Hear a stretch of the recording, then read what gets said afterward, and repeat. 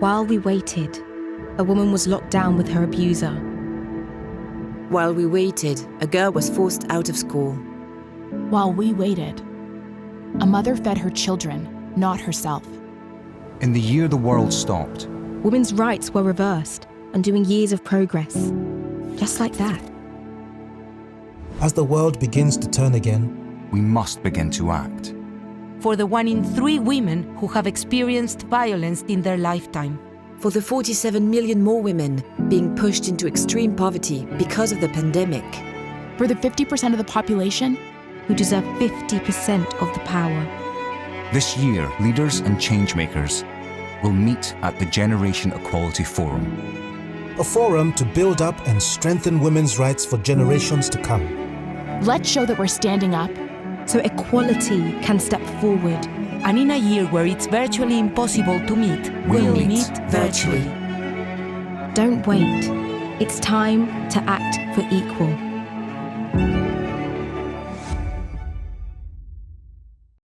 Good morning, good afternoon, and good evening, everyone. On behalf of UN Women and Breakthrough, and with the support from the World Health Organization, a warm welcome to the Asia Pacific Regional Gender-Based Violence, part of the Generation Equality Forum. My name is Melissa Alvarado. I am the Regional Program Manager for Ending Violence Against Women at UN Women in Asia and the Pacific, and I will be moderating the overall session today. The Generation Equality Forum, an initiative of UN Women with the governments of France and Mexico, in partnership with civil society and youth-led organizations, brings together change makers from around the world to permanently accelerate action in gender equality, leadership, and opportunities for women and girls worldwide. Kicking off in Mexico in late March of this year, and culminating in Paris at the end of this month in June, the forum drives urgent action and accountability for gender equality. The forum's ambitions will be carried through a bold feminist agenda and the work of 6 action coalitions on selected focus areas, as well as the Compact on Women, Peace and Security and Humanitarian Action. The action coalitions are mobilizing governments, the women's networks, feminist and youth-led organizations, international organizations, and the private sector to catalyze collective action, spark global and local conversations among generations, drive increased public and private investments, deliver concrete game-changing results, and strengthen existing movements and collaborations to address GBV in Asia and the Pacific. I wanted to give you a quick visual of the agenda for our time today. So I'm going to ask, yes, colleagues to share the agenda. So we have here a quick overview of what we're planning to be doing today. So after this welcome, we will have a poet from the region who will be sharing a poem that she has written herself. We will be hearing from our headquarters at UN Women regarding the Generation Equality Forum overall, what it's meant to do, what it is doing now, and we'll also hear an overview of the actions and commitments coming out of the Gender-Based Violence Action Coalition. I see that many of you are introducing yourselves in the chat. Thank you for doing so. We welcome that. Our session today will allow us to unpack the Action Coalition priorities under the 4 areas that have been identified under the GBV Action Coalition, and we'll hear more about that in a moment. We are having a graphic recording of the session that's being done throughout the session. We will do a quick review of that at the very end, and we also will have a whiteboard that's open for your commitments to be shared throughout the session. So I'm going to go back to the next information I want to share with you. So as we begin, I want to acknowledge that during this session, we will be discussing violence and abuse. I want to mention that because the topics discussed during this session may be triggering, upsetting, or uncomfortable to many of us. We will share a link in the chat box of helplines across Asia and the Pacific and encourage anyone who feels they would like support to seek it. We recognize that there are many among us who are survivors, and we are very supportive of anyone who needs support to reach out and seek support. I want to mention that we will have that the event is scheduled until 12:45 p.m. Bangkok time. Microphones will remain muted. You're welcome to use the chat box for your comments throughout the session. For your questions, please use the Q&A box at the bottom of your screen and indicate if you are directing a question to a particular panelist. We'll be monitoring the Q&A box, and we will have time for questions and answers from the audience after each section of this session. But please note that we may not be able to answer all questions within the time frame allowed. We are looking forward to your contributions. And on this screen in front of you is a meeting etiquette slide, so please just take note. We do have interpretation available in different languages, in Bahasa Indonesia, Hindi, Mandarin, and as you can see, sign language. And the sign language will sometimes perhaps be a visual, representation of some things that could be perhaps upsetting. So please just make note of that in advance. We would like to ask all panelists and speakers to remember to speak slowly to allow the interpreters to follow. The session is being recorded. We also have an interactive whiteboard for your commitments, as I mentioned, and we invite you to visit the whiteboard throughout the session if you would like to make comments or commitments there. So to begin, I would like to warmly welcome Madison Mehta, who will help us begin our event. Madison is a college student, writer, and speaker who lives in Bangkok. Her passion lies in exploring social issues related to equality, diversity, and inclusion through creative outlets like spoken word poetry and seeking actionable solutions through advocacy. Madison, thank you for being with us, and the floor is yours.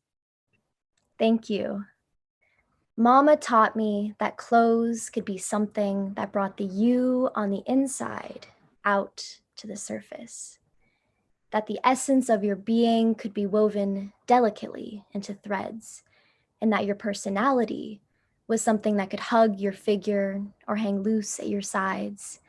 It could be tied together with a bow or decorated in paisley. Mama taught me to roll my shoulders back and tilt my chin to the sky so that the sunbeams could get tangled in my hair. When your head is up high, she said, your presence they just can't seem to deny.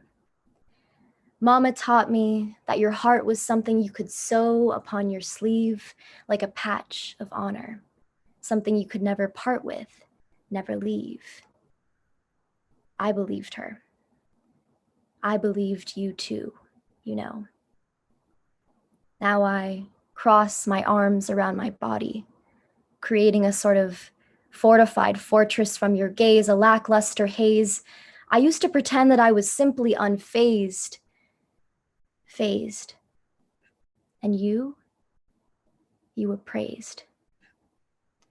Somehow you thought a plunging neckline was a sign that I wanted something more, that my body was something made for your hands to explore, that you could rip off the heart sewn on my sleeve until it was a tattered pile on the floor. On the floor. Why is it that my high heels turn me into something that you have the jurisdiction to feel? And why do we always act like it's not that big of a deal? You took me out for an expensive meal, right? My black dress with its frills and beads was not made to impress you. I didn't draw ink black lines along my waterline to obsess you. I didn't sew my heart upon my sleeve just so you could rip it off and leave. I tried to sew it back on. It's lopsided and loose and lambent. The stitching is a railroad track of regret that I shouldn't have, that I don't deserve. And the girl who stares me back in the mirror knows that. Time to dispose of that and make the most of that, she says. With her phantom-like gaze, she tries to remind me what Mama said about that beautiful person that exists inside the cavernous space known as your own head. Someone whose blood still courses a vibrant, lively, bountiful red. She's not dead. I cross my arms around my body, a sort of fortified fortress from your gaze. Thank you. Thank you, Madison, for sharing this poem, which I know that you wrote. So that's really a wonderful way to begin. It's something, you've given us something that feels familiar. Probably all too many of us have had similar experiences. And so I really appreciate you sharing that kind of feeling that comes with violence and harassment. So much appreciated to you. I'm very pleased to move us into the next segment of this dialogue, recognizing and celebrating progress of the Generation Equality Forum, where we will have the opportunity to hear from Lopa Banerjee, who's the director of the Civil Society Division and executive coordinator of the Generation Equality Forum at UN Women headquarters, on the transformative agenda of the Action Coalition on Gender-Based Violence. She leads UN Women's work on partnering with, supporting, and strengthening women's rights groups and civil society networks, and serves as the executive coordinator of the Generation Equality Forum at UN Women. Ms. Banerjee, the floor is yours. Thank you so much, Melissa, and greetings to all of you. It's a great pleasure for me to be here on this conversation. I want to start by first thanking Madison for her powerful and moving and searing words. Thank you very much, Madison. I would also like to acknowledge all the survivors that are attending this conversation. We stand in solidarity with you. We salute you for your courage, and we are grateful for your leadership and your activism. And with that, and with many greetings to all of you, let me ask you, Melissa, if colleagues can share the screen. What I will do is I will give you all an overview of the forum, also an overview of what is going to be happening in Paris in terms of the agenda, just so you have a picture of where we are. We are now 2 weeks away, and on this journey that has taken us well over 2 years, that we have all been working together for this. Next slide, please. The Generation Equality Forum is not a talk shop. It is really about action. It's about turning words into action. What words? The words that were the Beijing Declaration and Platform for Action. 26 years ago now, those words were meant to have turned into action over these last many years. And we know that in the lead up to this forum, as we were going into the Beijing 25 moment in 2020, that indeed words had not been into action enough. Progress was slow, progress was being reversed, and that the gaps were large. And so the Generation Equality Forum was conceived as a landmark global initiative to drive commitments that were made in the Beijing Declaration and Platform for Action, that have been made since in the following years, and that were also embedded in the Sustainable Development Agenda. So the Generation Equality Forum, while initially intended as an accelerator for Beijing 25, then had to reshape itself as we faced and as we are emerging from this world affected by COVID. So a central component of the Generation Equality Forum is the impetus to build back better and equal, propelling change for generations to come. It is, as Melissa has already spoken, a multi-stakeholder initiative that brings together representatives from member states, UN entities, civil society, youth organizations and networks, the private sector, in co-leadership and joined up action to promote gender equality. It centralizes the voices of civil society and youth, and it recognizes that this is a critical moment to invest in gender equality, halt the rollback on rights that we saw prior to COVID and that COVID accelerated, and to accelerate the momentum for the implementation of commitments. The Generation Equality Forum is about investment, it's about action, and it's about joined up partnerships to implement those actions. The forum fosters multi-stakeholder co-leadership. This has been the forum's biggest and most significant difference, that it is a co-led forum, and that is what has led to the ambition of its vision. To the ambition of the actions, that the co-leadership of young feminists, older feminists, this intergenerational feminist leadership, together with member states, private sector, UN agencies, philanthropies, and so on, charting a course of action. Next slide, please. And so this is what people have seen over these last years. This is what we saw when in Mexico, and this is what people are saying. Here's just a smattering of what people are saying. This is Elvira Pablo, who is a member of the Generation Equality Youth Task Force, and so a member of the governance structure of the forum. And this is what she says, that this is an urgent global agenda made even more urgent by COVID, and young people are watching and holding all of us to account. We have celebrities and influencers, Eva Longoria, who refers to the focus of the forum on grassroots activism and organization together with other actors. And Sharon Bhagwan Rolls, who is a member of the Civil Society Advisory Group to the Generation Equality Forum, and also therefore a member of the governance structure of the forum, who talks about, again, transformative collective action, in particular in her area of work, which is women, peace and security. Next slide, please.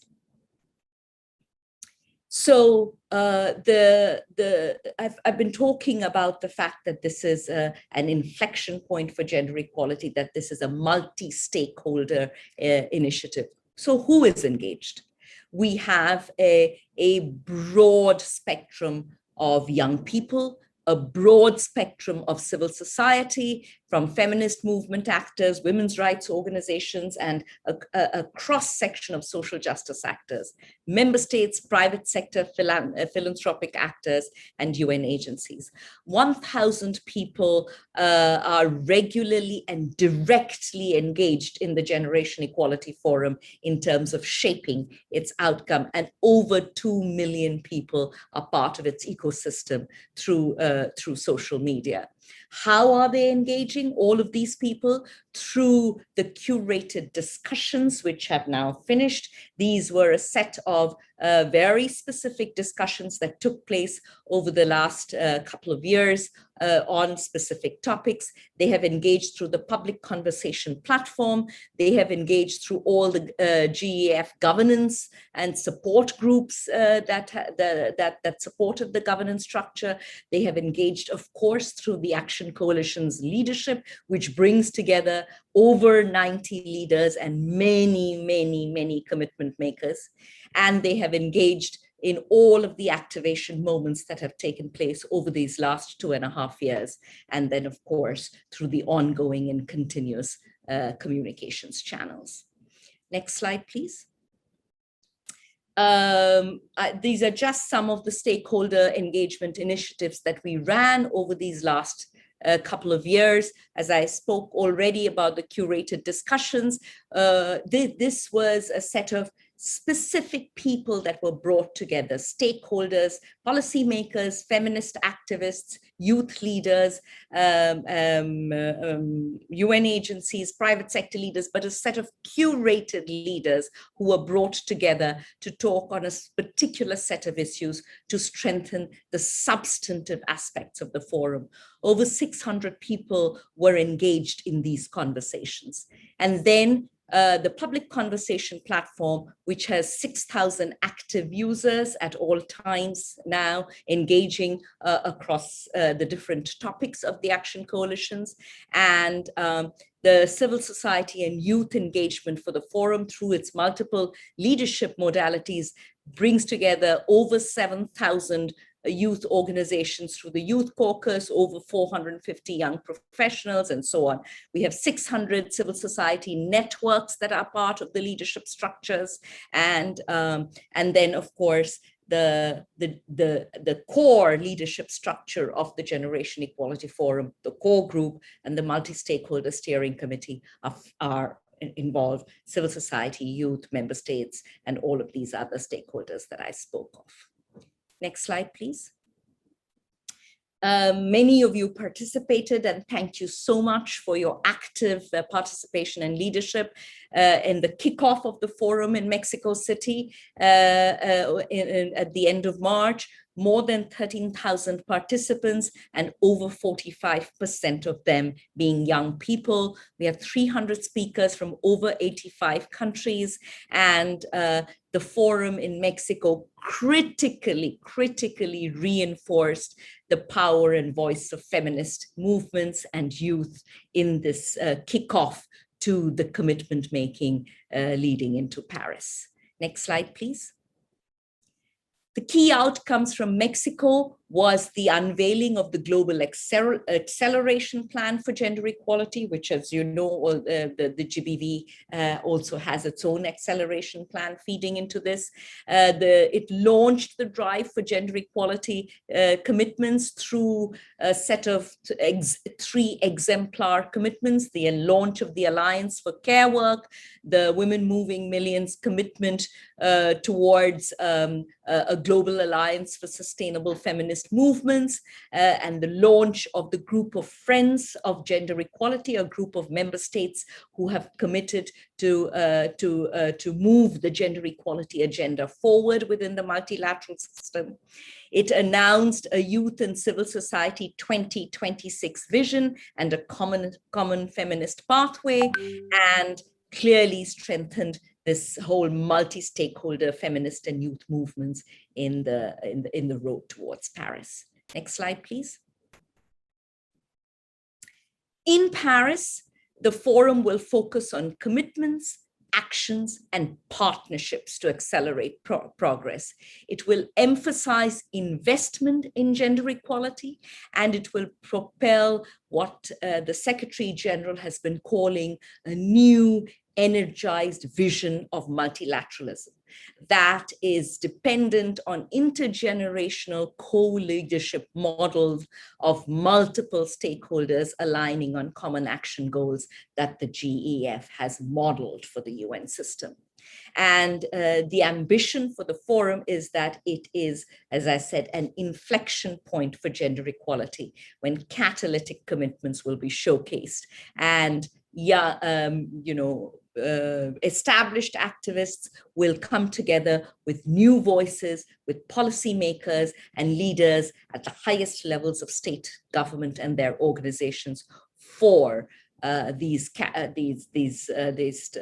game-changing commitments. The focus has always been for the Generation Equality Forum to reach new communities and through an evidence-based feminist inclusive process establish significant commitments propelling a new multilateralism. Next slide, please. The Paris program will center across these stages. the Global Acceleration Plan for Gender Equality, which will be all of the events, 7 of them, on the Action Coalitions and the Women, Peace and Security Compact. Then there is a stage that is Generation Equality Joining Forces, which is looking at gender equality together with intersectionality and other aspects in order to propel gender equality. Voices of Feminist Youth, which is a stage that is entirely curated by young people. Everyone Acts for Equal. This is bringing together stakeholders who are not civil society and member states, other stakeholders for gender equality. Drivers for Change. This is a set of discussions by partners who are outside of the Action Coalitions, but supporting the Action Coalitions. COVID-19, a feminist response, a set of discussions around that. And the final stage, which is focusing on regional conversations and regional dynamics. All across the Paris Forum, the focus is on not just discussion, but bringing to the table new actions, new ideas, new partnerships, new commitments, new ways of taking the agenda forward. The overall Paris program across the 3 days, of course, there is an opening and closing ceremony. The forum is almost entirely virtual. The only physical part is a 3-hour opening ceremony, which will feature 200 physical participants at heads of state, organization, UN, etc. level. These are going to be speakers who are making game-changing commitments. Every speaker at the opening is going to be making a commitment. Nobody is there just to say, "Hail, fellow, well met." They are there very specifically making commitments. Then, as I said, there will be the 7 events for the Action Coalitions, the youth stage 15 events. There will be a set of discussion rooms and 30 spaces for that. There are a set of high-level events that are being curated by France and UN Women, and then there is the public events that were selected through the public call for proposals. We issued a call for proposals. Many of you participated. We received over 650 proposals, from which this program has been curated. Prior to the forum, because we received so many proposals and we were only able to accommodate 43 events on the stage, and then another 15 events which were youth events. There is a 2-day countdown to the GEF on the 28th and 29th of June, which is going to feature some of the proposals that did not go through, a limited number. These main stage proposals are focusing on civil society and youth proposals. So in the countdown, we have some proposals from partner agencies, UN agencies, some member states who were not prioritized in the main stage. So so there will be almost about 100 events across the 3 days. The platform has 100,000 capacity. We are at 17,000 for registration. Please register. Please ask all of your networks to register. It's a highly interactive platform. There is a Generation Equality Village with an arts and active arts program. All the commitments will be showcased there. The press zone will be showcased there. There is a rich arts program, and the forum, of course, takes place European time, 9 a.m. to 7 p.m. from the 30th of June to the 2nd of July. Next slide, please. I have just gone through this, so let me go. We can move on to the next slide. I've already talked about this. The Action Coalition sessions will be 2 hours each. The high-level sessions will be 1 hour each, and the main stage programs that I referred to earlier will all be 45 minutes each. The Action Coalition sessions will feature all the Action Coalition leaders. All of the Action Coalition leaders will speak across the 3 days. Of course, all virtual, but all of the leaders will have an opportunity to speak across the 3 days. And then there will be some commitment makers who will also have an opportunity to participate either via video messages or via video links.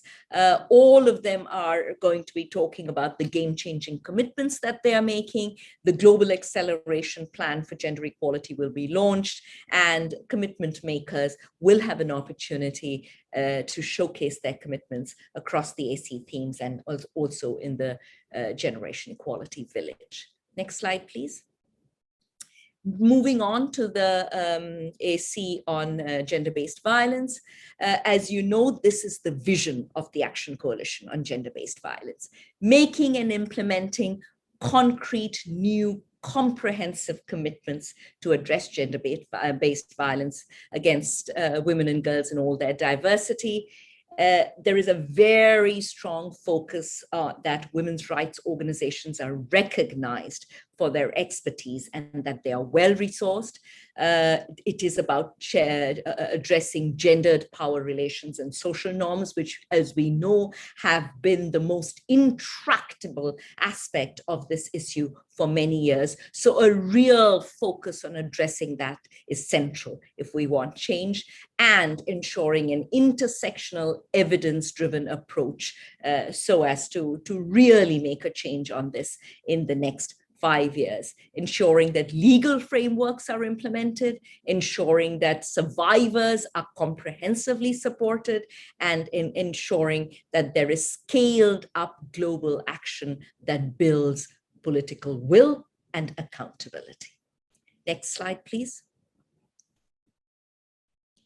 What needs to change? What needs to change most urgently is the recognition that this is a global emergency, and therefore actions must be commensurate to the fact that this is a global emergency. You know all this. I am not going to go into the detail, but all of this to say that all of this existed, and all of this has been magnified by COVID.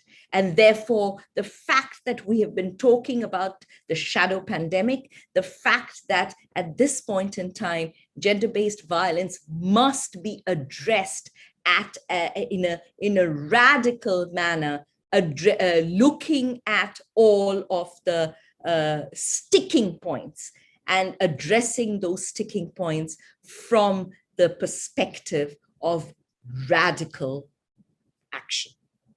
Next slide, please. You know, these are the 4 action areas that the GBV focuses on. More states and regional actors ratify international and regional conventions, and public and private sector institutions strengthen and implement finance, evidence-driven laws, policies, and action plans to end gender-based violence, scale up implementation and financing of evidence-driven prevention strategies, scale up comprehensive, accessible, and quality services, and enhance support and increase accountability, quality, and flexible funding from all states. I just want to end by saying that you know, we have been working on GBV for a long time. We have had measures in place. The rapidity with which COVID eroded those measures shows how fragile the ecosystem to address gender-based violence is. And that is what the role of this Action Coalition is, to fortify that ecosystem for the way forward. Thank you so much. And I wish you a very, very good set of discussions, and looking forward to seeing you in Paris. Thank you so much, Shlopa. It's wonderful to have you sharing this with us today. It really is remarkable. It feels like an extraordinary moment. It's an extraordinary undertaking. And I think that we are in the midst of really extraordinary conversations. So thank you for giving us this overview and for helping all of us here in Asia and the Pacific have a good view on what's been happening globally. We have a number of colleagues, who are part of the session today, who've been part of these global conversations, but we really wanted to build this event today so that we could, have a conversation around what does this mean in our region. And so thank you for giving us the big picture. It's wonderful. We see the ambition, we see the focus on action. We will be talking today about what is game changing in this region. So thank you so much for bringing what you've just covered. We really appreciate it. So I'm going to now turn to our colleague, Gabrielle Henderson, who is a policy specialist and the Thematic Action Coalition lead on gender-based violence at UN Women Headquarters. She's our liaison with this Action Coalition. Ms. Henderson will speak to a bit further about the Gender-Based Violence Action Coalition. I know that Lopa has already covered some of that, so we're a bit conscious of time. Gabrielle, I'm going to ask you if you could, just maybe give us what you have that's a bit further from what Lopa's just covered. And thank you so much, both of you, for being with us so late in your time in New York. So Gabrielle, over to you, please. Thank you, Melissa, and good morning, afternoon, evening, everyone. Great to be here with you today. Also want to acknowledge the Action Coalition leaders. I see many here as well who take part in the dialogue. Next slide, please. But let's just focus on this slide so that we can move ahead. So essentially, the Action Coalition leaders have been meeting over the past year and a bit more to come up with the Global Acceleration Plan blueprint of the Action Coalition, which has been shared with you and which you'll be discussing. And as Lopa has highlighted, it is through commitments that the actions of the action coalitions and these blueprints become a reality. And it's where the partnerships, the ideas come to fruition in these game-changing commitments. So just to cover a bit about the commitment-making process. So to become a commitment maker, as many of you may already be aware, the commitment maker is registered firstly on a commitment making platform and then confirmed as a commitment maker. Once this process takes place, then commitments can be made. Commitment makers will make bold and transformative commitments to one or several action coalitions and play a catalytic role in supporting the implementation and monitoring of actions. Commitment makers will also mobilize other stakeholders around the action coalitions and their blueprints. Who can become a commitment maker? Everyone can become a commitment maker. This includes all the stakeholders that we've been speaking about: civil society, member states, youth organizations, private sector, philanthropies, and beyond, to media, academia, faith-based organizations. And what can we expect from a commitment maker? We expect that commitments can be either advocacy commitments, they can be programmatic commitments, policy commitments, or financial commitments, or a combination of these. For commitment makers, the commitments are for a minimum of 1 year. They can be, of course, more than this. And for leaders, commitments are up to 5 years. And as we already discussed, commitments should be game-changing, they should be measurable. Ideally, they should be designed with other stakeholders so that they really reaffirm the multi-stakeholder nature of the Action Coalition process. Okay, so here are some examples of collective commitments that have been developed by the GBV Action Coalition so far. And as we noted, collective commitments essentially taking two forms, where leaders essentially come together and agree to implement a commitment over the 5-year time frame. So here we have a commitment that's around prevention. There's one around essential services that is member state focused, and another commitment related to gender responsive policing, which is also member state focused. Next slide, please. Then the Action Coalition on GBV has also developed the leaders of the Action Coalition on GBV in collaboration with the leaders of the Action Coalition on Economic Justice and Rights, have developed a collective commitment around violence and harassment in the world of work, which is essentially open to other commitment makers to also join. And the GBV Action Coalition, together with the Bodily Autonomy and Sexual and Reproductive Health and Rights Action Coalition, has also come up with a collective commitment on harmful practices, covering all harmful practices, but with a special emphasis on female genital mutilation and child early and forced marriage. However, I just wanted to highlight for you that there is a commitment maker's handbook that guides essentially your commitment making. And this can be found at links that I hope we can put into the chat. Also too, that the commitments have to be made through a commitment making platform, and that these should be made by Friday, the 18th of June, by midnight.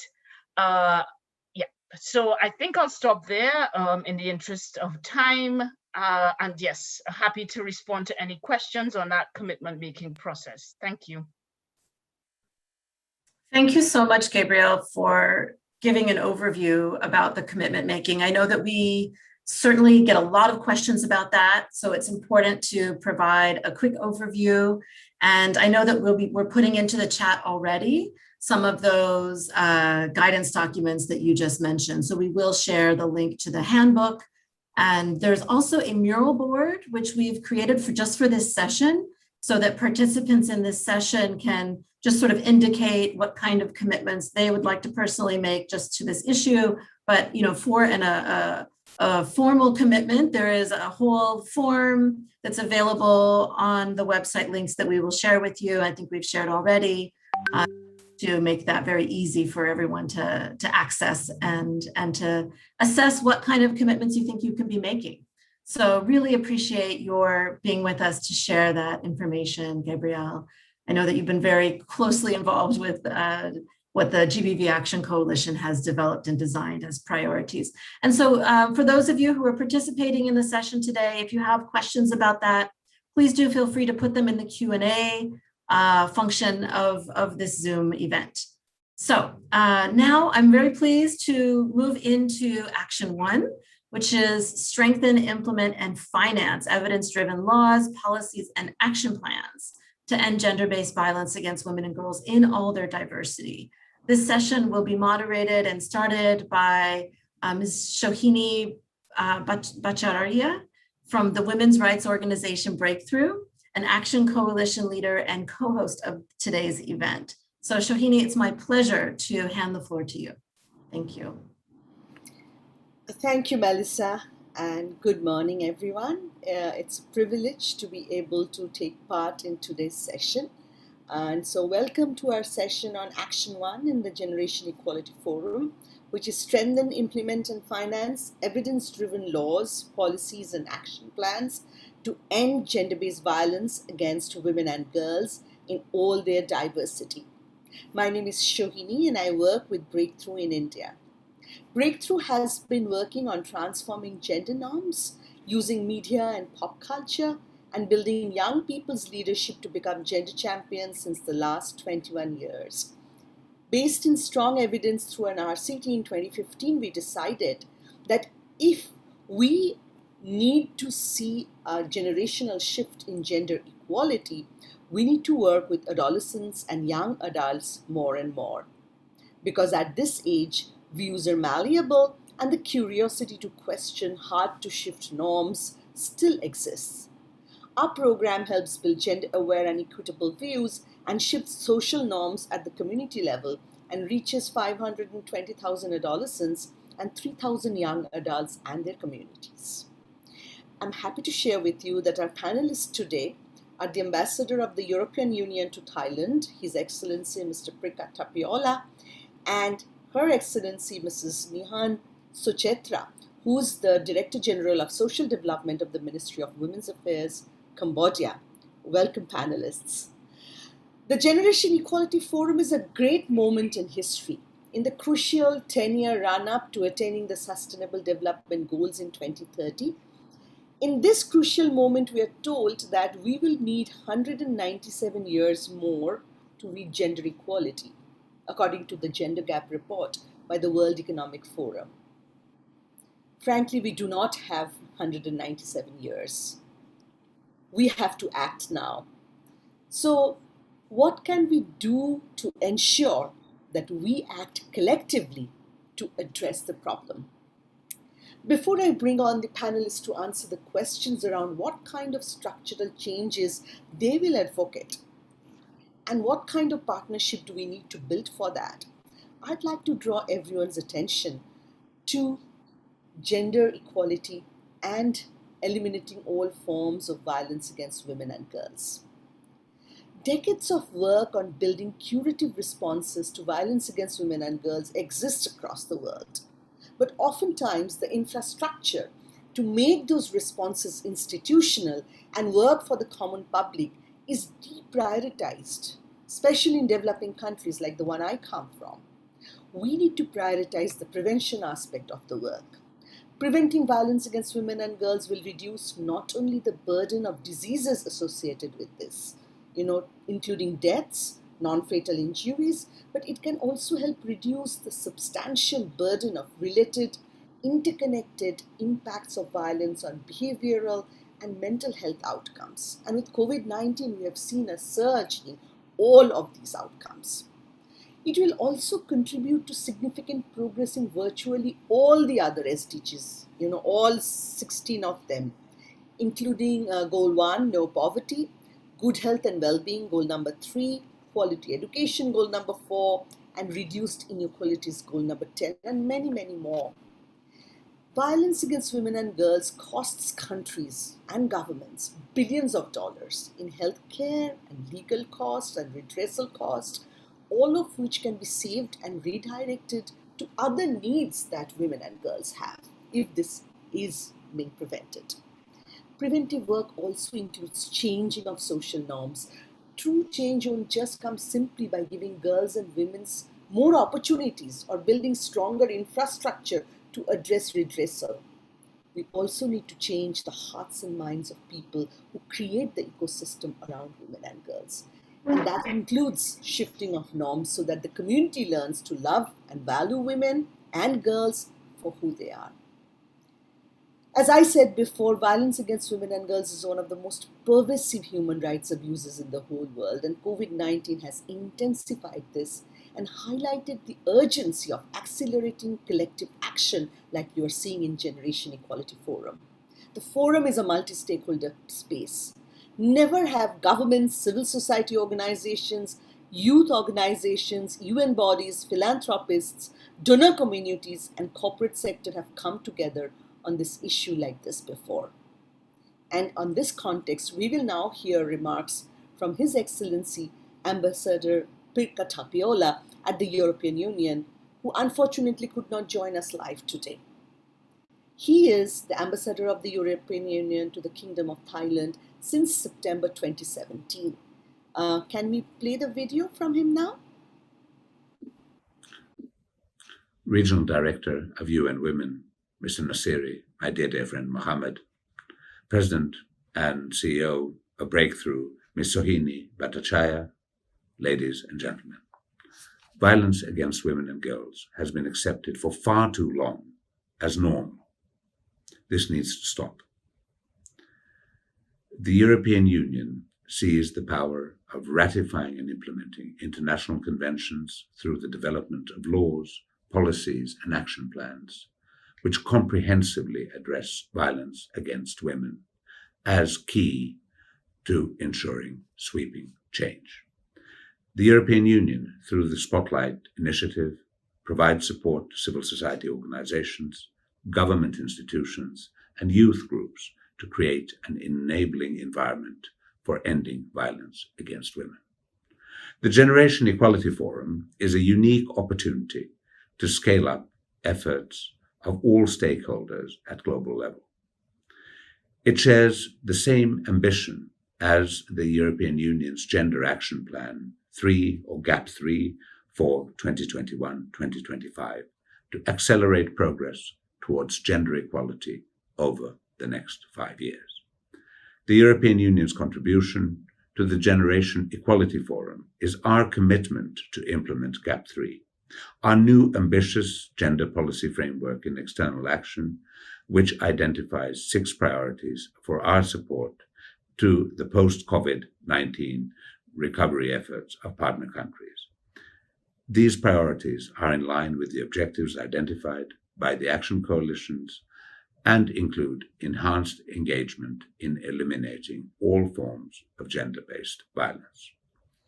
In the past year, more than $21 million American dollars of Spotlight's funds have been redirected to address violence against women and girls in the context of the COVID-19 response. When it comes to investments to prevent violence against women and girls, the EU-UN Spotlight Initiative has become a model to follow. I'm calling upon other donors also to join this initiative. More than 2 years into its implementation, the Spotlight Initiative has brought with it a wealth of good practices to drive global policy. The numbers speak for themselves. 41 laws have been signed or strengthened in 15 countries, and 42 million people have been reached through campaigns. These figures are truly impressive. In Asia and the Pacific, the Spotlight Initiative has partnered with governments to strengthen laws, policies, and national action plans to be more gender sensitive and survivor-centered in Afghanistan, in countries across the ASEAN region, in Timor-Leste, Fiji, Samoa, and Papua New Guinea. In Thailand and Vietnam, we are supporting the review process of domestic violence laws in consultation with CSOs and women's movements. We are doing this to ensure that they are aligned with international frameworks and that they truly respond to the needs of all women, leaving no one behind. This concept of leaving no one behind must be a priority. It is also a basic principle behind the Agenda on Sustainable Development Goals. It is a key consideration in our Build Back Better approach. Through the Spotlight program, we are supporting initiatives which ensure that the voices of women, migrant workers, LGBTI communities, and women with disabilities are heard across ASEAN and the Pacific. Let me use a specific example here. I would really want to express my warmest congratulations to the Ministry of Women's Affairs of the Kingdom of Cambodia, which is also present at the roundtable here today. Their efforts in developing a new national action plan on ending violence against women and partially funding its implementation are extremely important. This is a really powerful commitment. The European Union is thrilled to have contributed to the elaboration of this plan through the Spotlight Safe and Fair program, jointly implemented by UN Women and the International Labour Organization.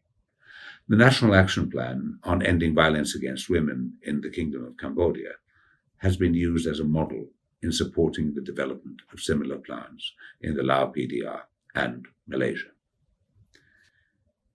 Integrating women's voices into policies, laws, and plans is critical, including listening to survivors of violence who are true experts. Laws and policies should be driven in a way which truly reflects the realities of women.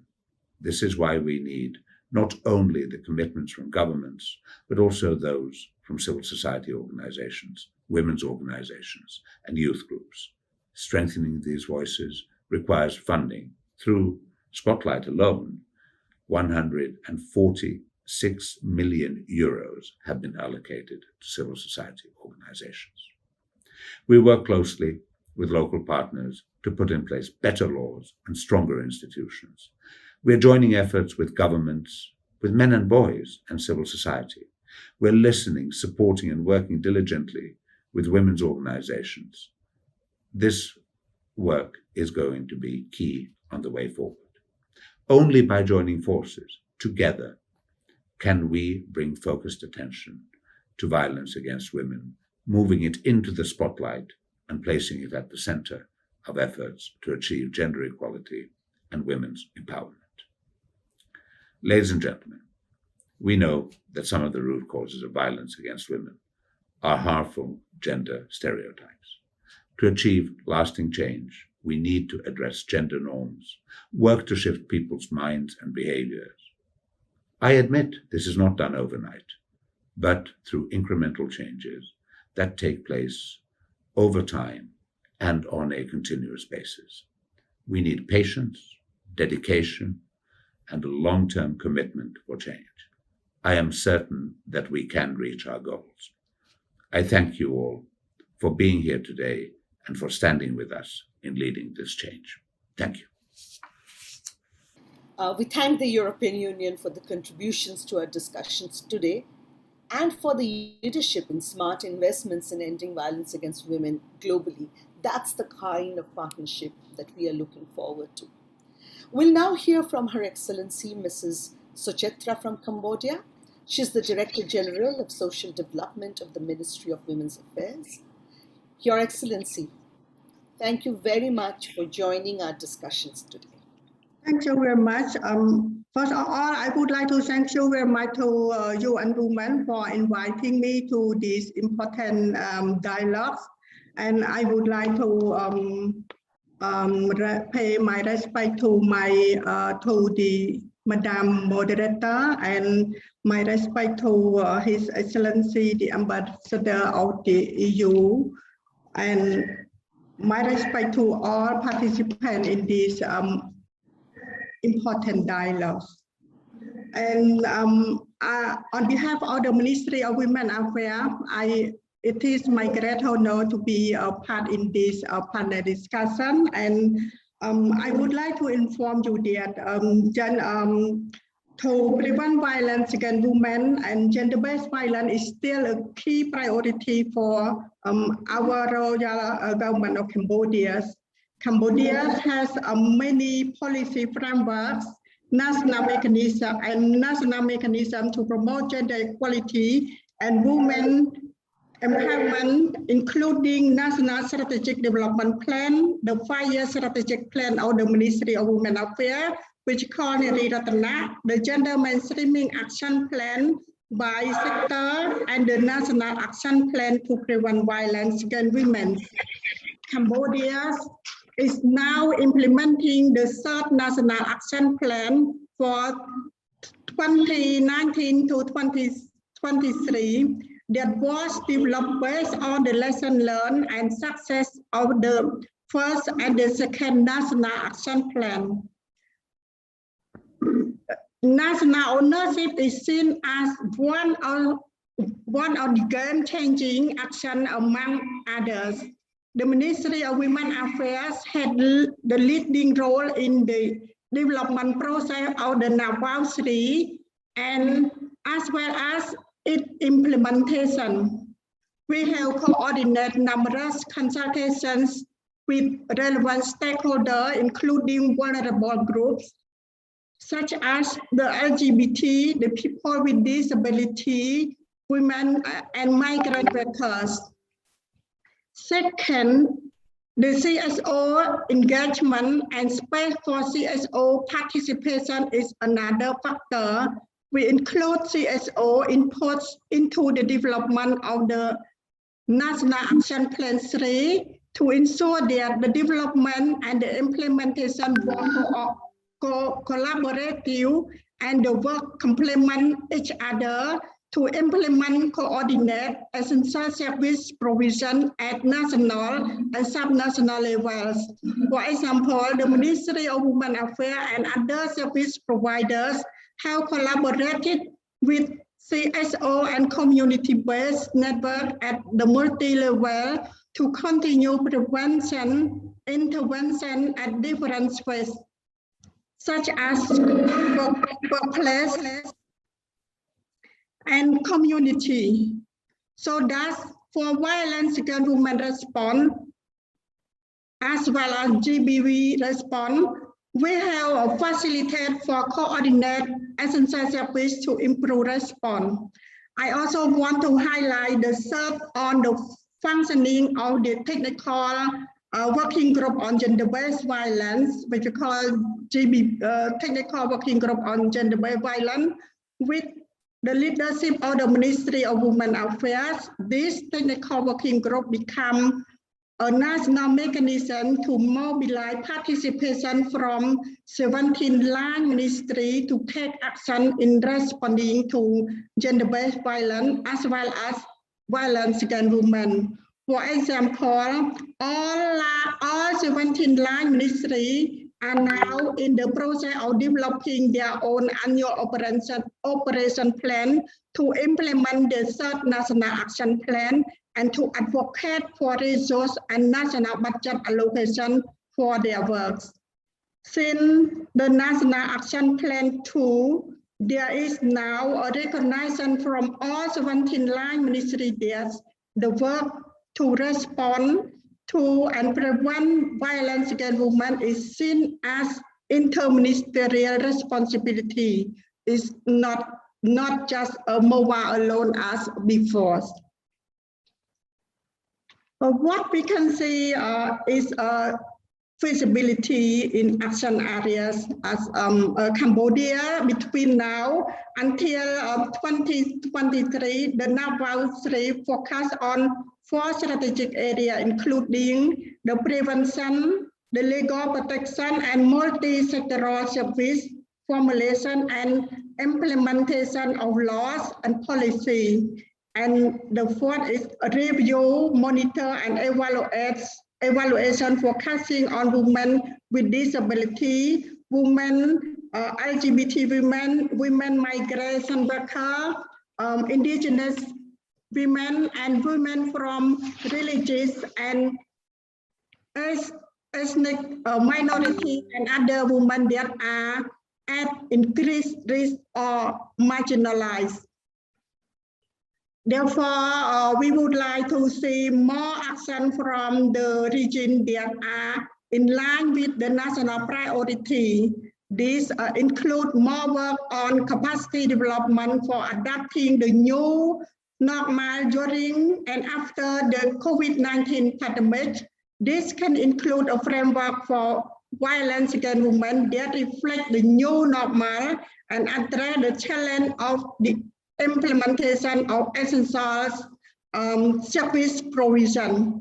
Second, perhaps now we need resources more than ever to continue the vast work in many local governments, including Cambodia, have ceased their focus to COVID-19 prevention and response.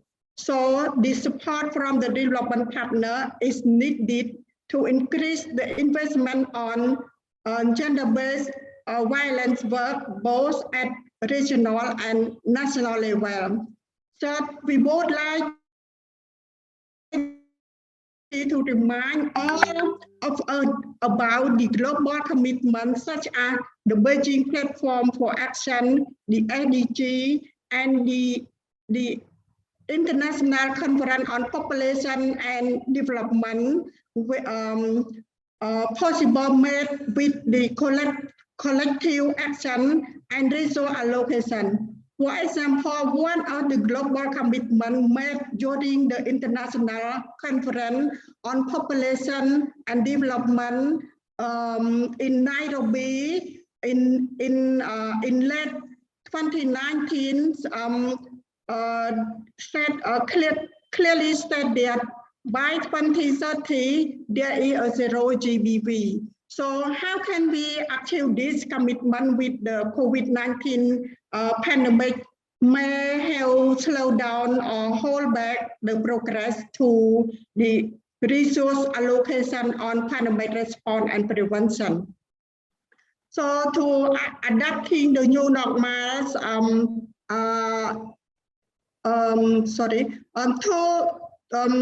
in Cambodia, action on COVID-19 GBV response and prevention, we adapt a new normals, resource cut public care measure. We have set our ways to working toward essential service provisions through taking advantage of technologies. by using a social media platform, hotline and helpline, and also provide the online consultation, including a legal consultation and mental consultation to the victim of GBV. We continue to provide technical support to frontline service provider and use the coordinate technical working group on gender-based violence and the working group on GBV and mechanism to provide GBV essential service during the COVID-19 pandemic. Thank you so much, Mrs. Suchitra, for sharing your insights. Collaborative action, funding, government national action plan on gender equality. These are really, the high points, and these are what we want to hear over and over again. Until and unless we have strategic engagement with governments, and governments are prioritizing gender equality and violence against women and girls in their action plans, and also putting forward funding commitment for this, we will not be able to tackle this problem just with civil society organizations. So thank you so much for highlighting that. Also, increased direct investment in evidence-based programs and policies by private donors, governments, bilateral, multilaterals for the prevention of violence against women and girls, a need of the hour. We need long-term, core, flexible funding for allowing such deep-rooted changes to take place. So it was really, really heartening to hear from the EU about that. Let's keep the focus on sustained investments that are needed to truly transform discriminatory social norms and build back equal, not just better, for our future generation. I'd love to get questions, and you can direct the questions to either Mrs. Suchitra or to the EU or to me or to anybody in this group. Thank you very much for being here today. Thank you. Any questions?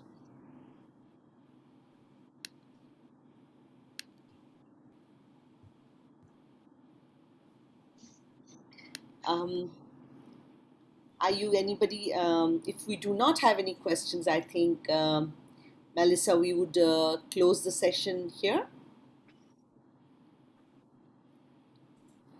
Shohini, sure. I'm just doing a quick check over to the Q&A to see if there's anything that we need to be responding to.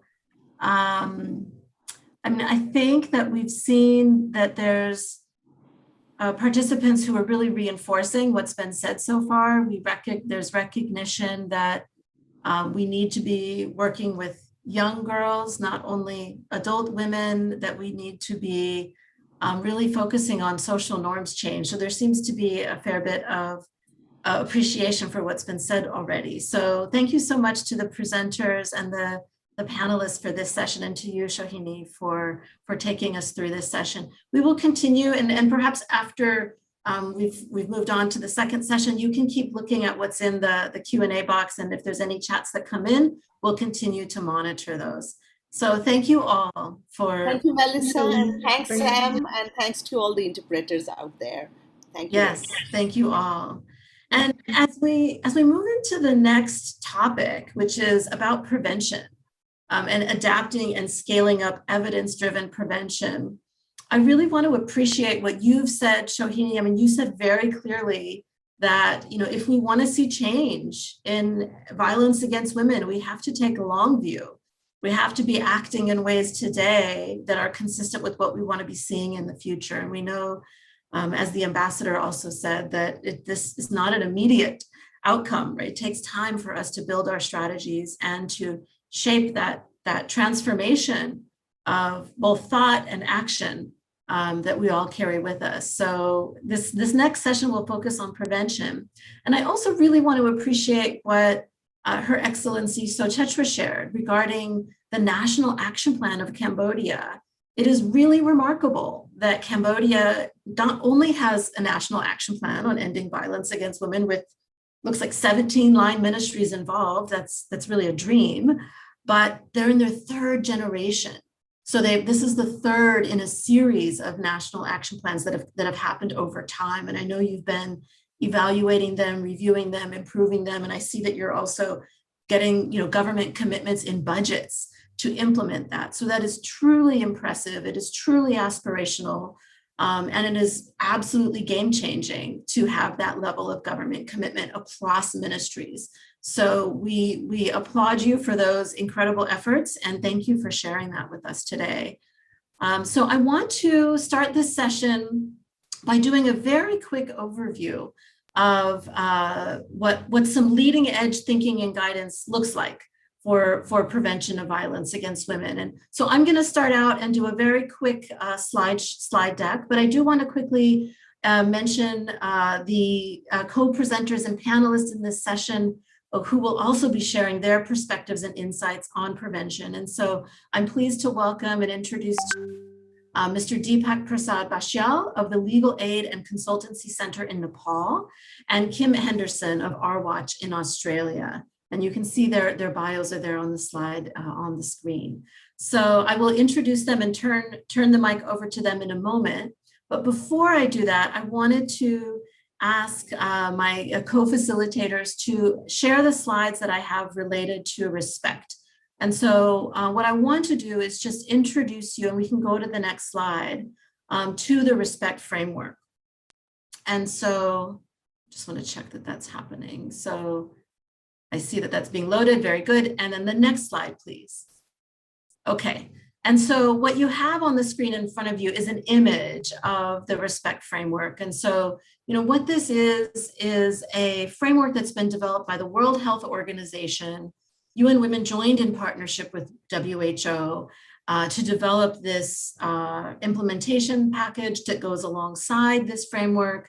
It's really meant to build on a framework for prevention that UN Women developed several years ago in response to UN member state requests saying, we would really love more guidance that's really clear on how do we implement prevention policies, practices, approaches, how do we evaluate them, what can we be doing as policymakers. And so this resource was really developed for policymakers. It really is written for that audience. But it will, of course, be very useful to advocates, to practitioners as well. And so it's really for everyone, but it's sort of written with the policymakers in mind.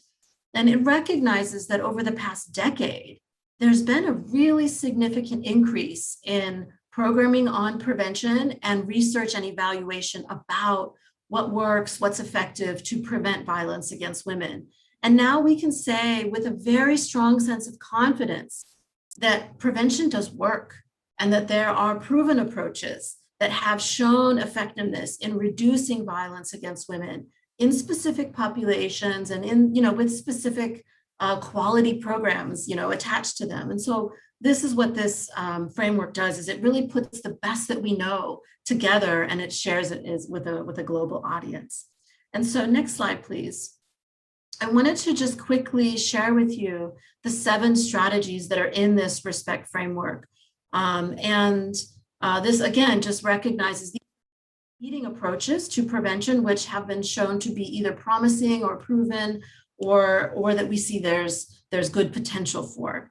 And so the first area is on strengthening relationships. This refers to strategies to improve skills in interpersonal communication, conflict management, and shared decision-making in couples and in families. The E is on the empowerment of women. This is about economic and social empowerment strategies, including those that build skills for self-efficacy, for assertiveness, negotiation, and self-confidence. The next is S for services ensured.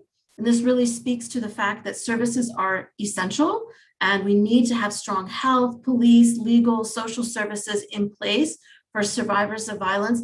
Even during crises like COVID, we need to anticipate that violence is going to increase during emergencies like COVID, as we've seen unfold right around the world. We need to be ready for that. So that's something that we are all sort of shifting our thinking around to make sure that the work that we're doing, even during times of peace and just development, that we're also mindful that there's quite possibly a crisis around the corner, and we need to make sure that services for survivors are ready and available even during emergencies and crises. The next in the strategy is P for poverty reduce. So back to the last slide, please. This refers to strategies that are targeting women or the household whose primary aim is to alleviate poverty. That might be, for example, a social protection policy. The next is environments made safe. There's a lot more attention now on how do we create safer schools, public spaces, workplaces, and work environments, among others. And so this really focuses on these key environments that need to be safe and respectful. And if violence happens, where we need to see accountability for violence. So next we have C for child and adolescent abuse prevented. We recognize that relationships is essential, and the intergenerational cycles of violence we must pay attention to. It's critical that we bring in parents, children, teachers, communities to really look at violence throughout the life cycle to prevent violence.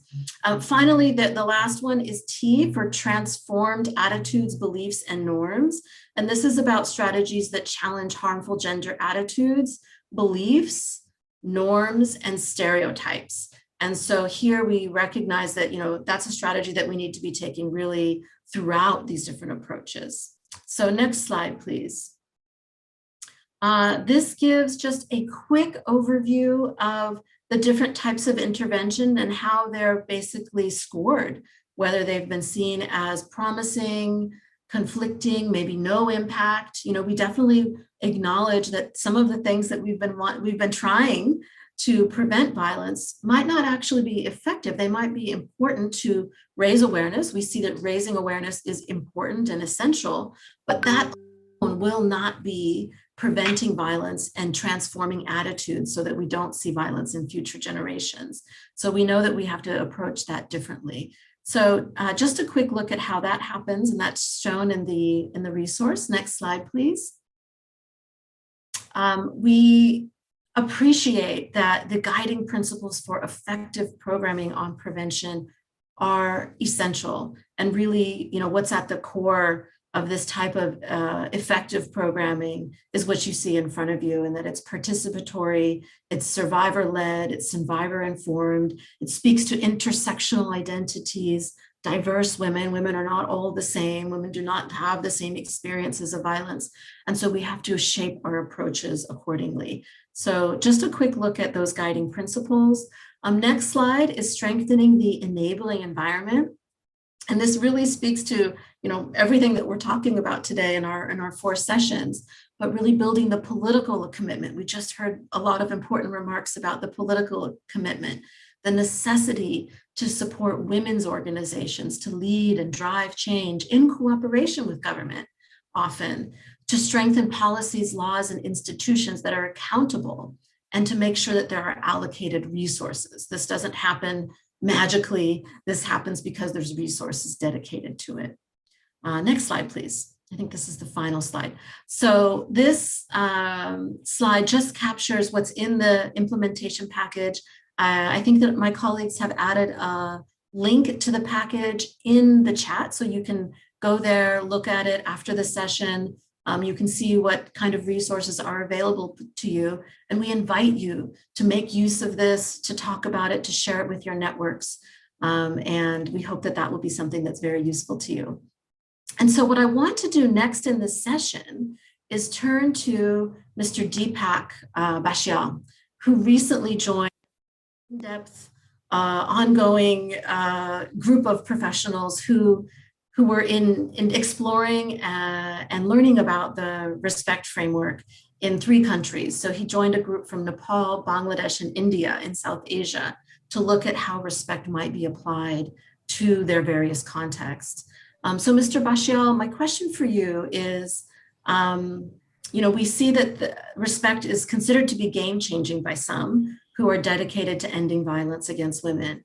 What actions are you taking to make prevention possible in Nepal, informed by the respect framework, and what do you see as possible? So over to you, Mr. Bashyal, please. Well, thank you so much, Melissa. First of all, thank you so much for providing this opportunity to me to speak in Generation Equality Forum and Action Coalition on GBV. I wish UN Women, WHO, and the entire team all the best and congrats for this great initiation. My warm greetings here to all speakers, panelists, experts, and all the participants who joined these initiatives. Let me start with existing situations. Brief context. Violence against women estimates has shown that South Asia has one of the highest prevalence of violence against women and girls.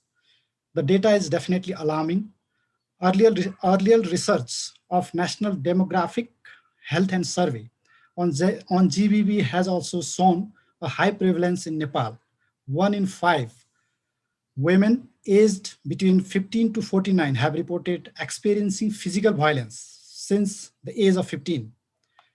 And at least 1 in 4, around 26%, either married women have either experienced physical, sexual, or emotional violence. Given the general lack of awareness on GBV and fear as well as stigma of reporting, these figures could be underestimation of the extent of the experience. GBV in Nepal also intersects with other vulnerabilities such as caste, ethnicity, geographic location, sexual identity, and other discrimination and disability status. Unfortunately, recent report shows that GBV cases have been rapidly increasing in Nepal due to the COVID-19 context. Nepal ratified the Convention on Elimination of All Forms of Discrimination Against Women, that is CEDAW, in 1991, together with the optional protocol in 2007. Over the past decades, Nepal has made significant strides towards ensuring gender equality and ending gender-based discrimination and violence. The government of Nepal has initiated several progressive policies, legislations, and programs for prevention of and response to GBV. The Article 38 of the Constitution secures the rights of women as fundamental right. And it also prohibits physical, mental, sexual, psychological, or other forms of violence or exploitation against women on the grounds of religion, social, cultural, and any practice or any other grounds.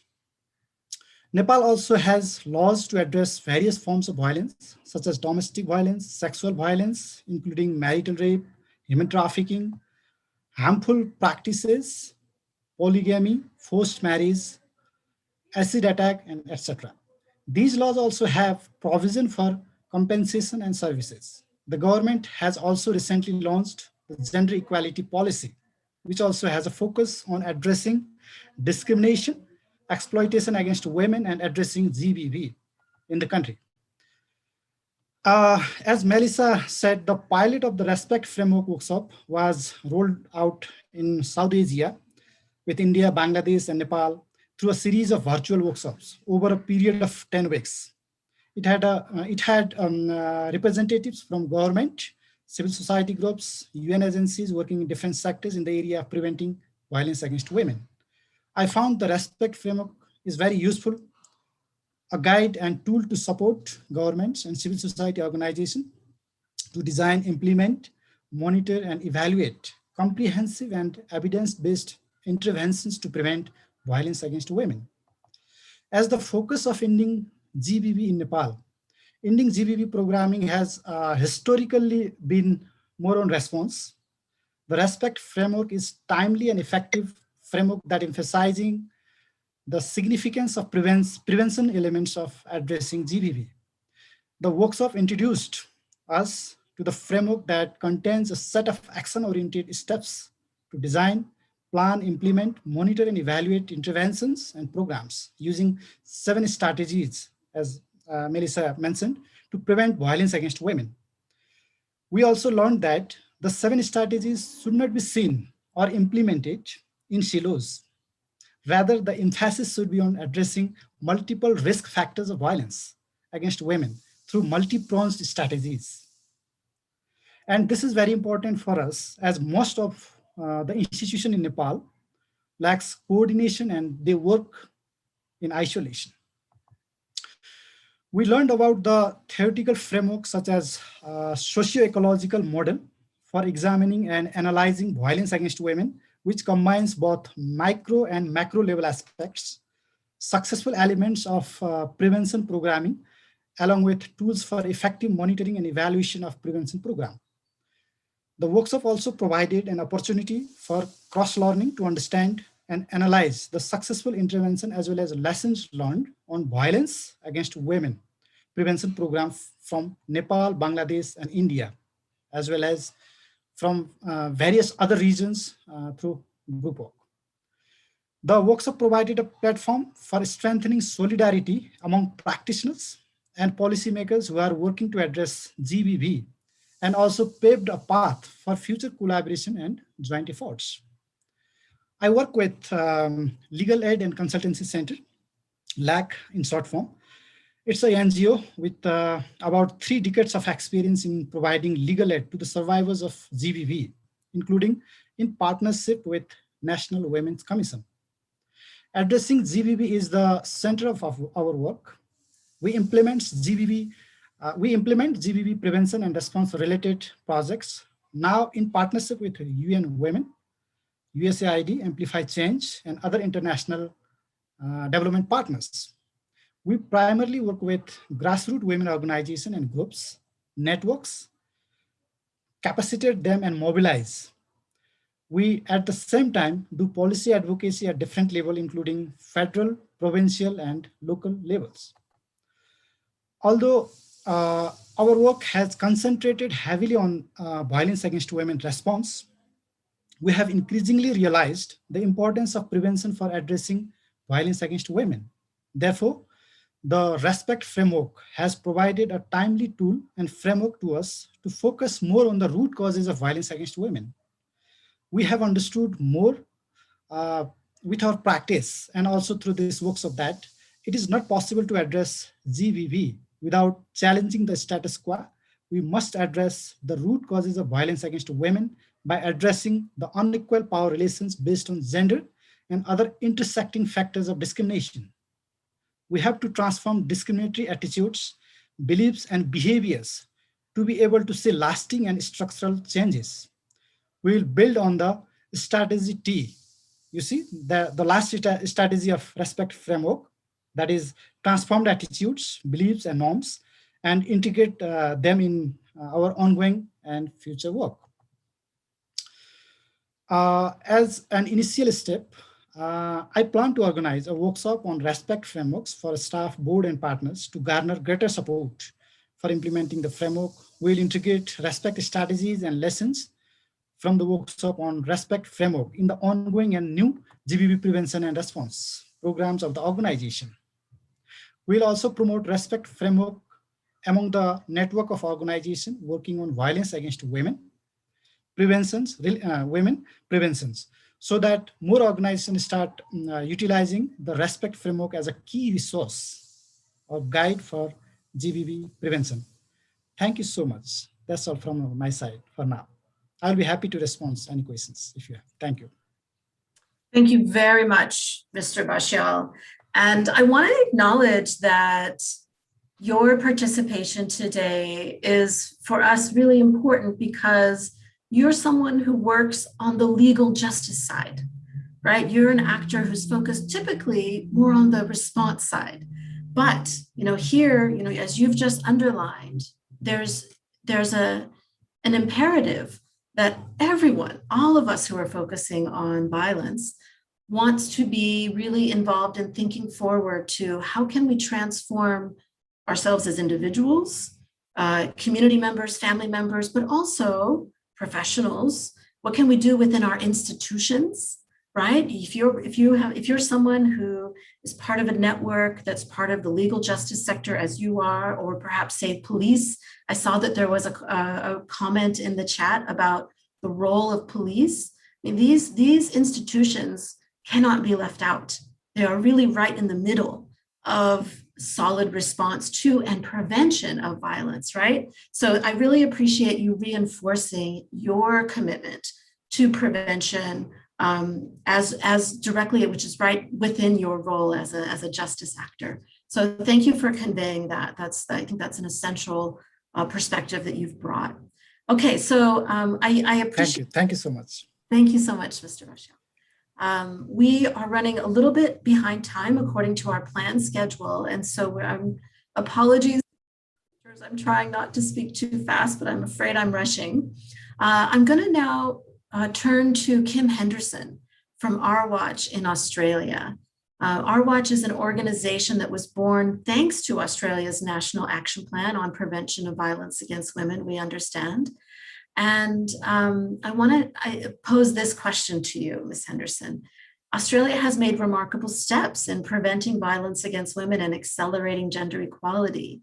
What for you have been some of the game-changing approaches undertaken, and what more needs to be done to accelerate progress further? So the floor is yours. Thank you, Ms. Henderson. Thanks so much, Melissa, and hello to everyone who's in the session. Greetings from Oceania.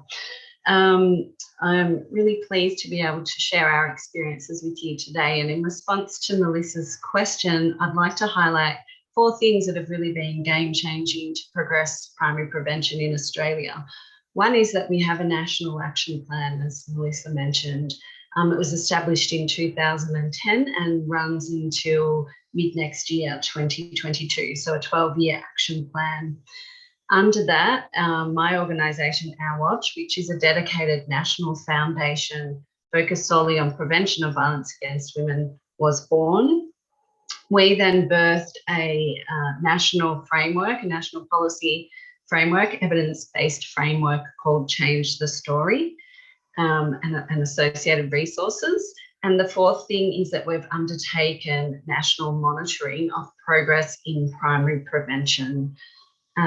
So in terms of Our Watch's establishment, we were established under the national plan by the Commonwealth Organisation of Australian Governments. So we have a federated system, and we have a federal government, and we have 8 state and territory governments. So they all came together.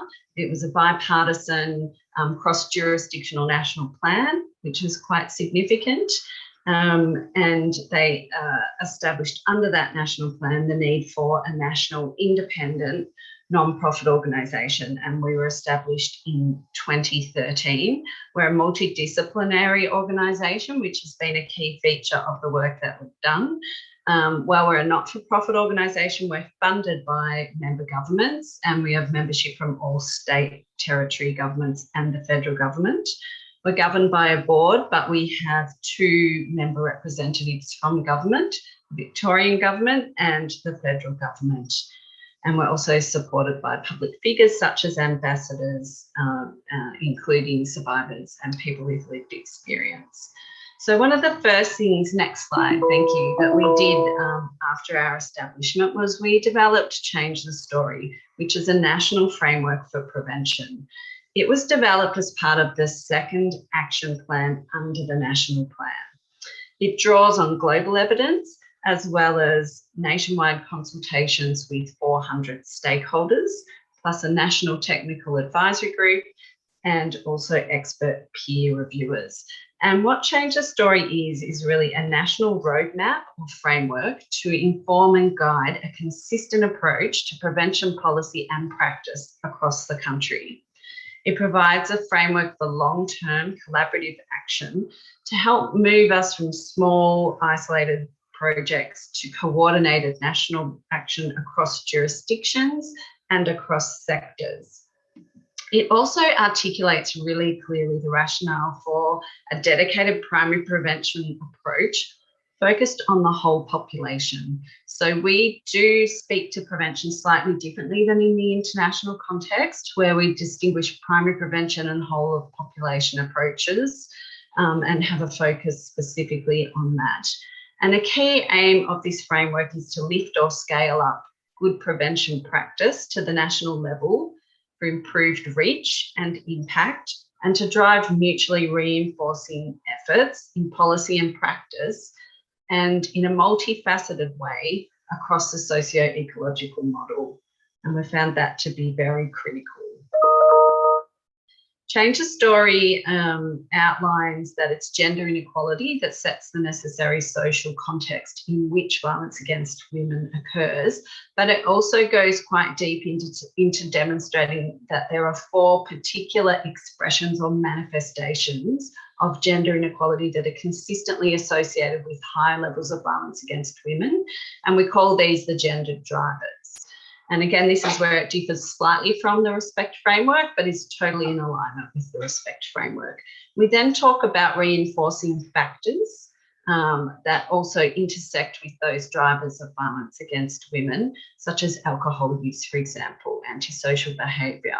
And what we say is that if you focused on reducing harmful consumption of alcohol, that would impact the frequency and severity of violence against women. But unless you address the gender drivers, you won't actually decrease prevalence and prevent violence from happening in the first place. It also sets out 5 essential actions that are needed to address those drivers, as well as approaches and techniques for reaching everyone, settings for action, what the necessary prevention infrastructure is, such as civil society leadership, political leadership, stakeholder roles and responsibilities, and evaluation methods. And it talks about and points to the fact that everybody has a role to play.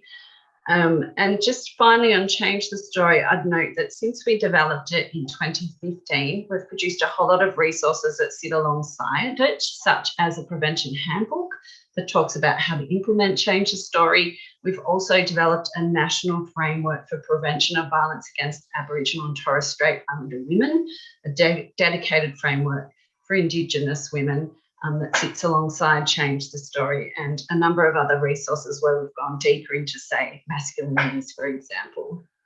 Now, having a national prevention foundation and having a national policy framework, which was in fact under the national plan picked up and adopted by all states and territories in the 3rd action plan, has really been a game changer in terms of advancing prevention in Australia. And in the next slide, I just flag some of the enabling factors. So it clarifies and legitimises the need for a gendered approach. The national plan itself includes a clear focus on primary prevention. And even with that, it can still sometimes get lost, especially when we focus on the much needed emergency response and services system. We have an independent, respected, expert national organisation in Our Watch with a mandate to be a national leader in this space. We have buy-in from all governments across Australia, and the framework provides an overarching mechanism that allocates shared responsibility. And different stakeholders can see themselves in the framework and that they have a role to play. And as we know, states parties have a primary role to play, but we all have a role to play. Workplaces, corporations, sports clubs, individuals in terms of how we interact with social norms. So it spells that out. In terms of challenges and lessons learned, we're coming to the end of our first national plan, and we're currently in the process in Australia of developing a second one. One of the challenges has been that we haven't had a dedicated coordination or accountability mechanism to drive, coordinate or monitor effective incorporation into policy across the country in an even way. There also hasn't been any national level monitoring mechanisms put in place under the national plan or by government. However, Our Watch has developed our own complementary framework for that, which I'll touch on just quickly before I end, which has been another game changer. And another challenge we've found is that we have a limited workforce of people who are specialised in primary prevention. So in some jurisdictions, even where we want to scale up practice, we're really chasing after ourselves to be able to skill up a workforce that can implement that work. So there's some of the areas for attention as we move forward. Now, in terms of the final piece being national monitoring, as part of our contribution to the evidence base, we developed a guide called Counting on Change. And this guide to prevention monitoring was to ensure that primary prevention could be monitored over time we find that there's a real strong focus on prevalence rates, rightly so, but that changing prevalence rates, in particular lifetime prevalence and even 12-month prevalence, is a long-term gain. But we're often party to short-term political decisions, and I'm sure that's the same right across the region, where decision makers want to see change. They want to see impact for their investments. And so what we articulated in Counting on Change is the pathways towards that long-term goal. What are the points of progress that we would expect to see after 5 years, after 10 years, that would tell us that we're tracking in the right direction to reducing prevalence? And that's what you see if we go to the next slide. In the pyramid, is that the grey boxes are those short-term process measures, and we call this the prevention infrastructure. And we encourage our governments to say, if you want to reach that ultimate goal of eliminating violence against women, or the longer-term goal of reducing prevalence rates, you need to have this prevention infrastructure in place.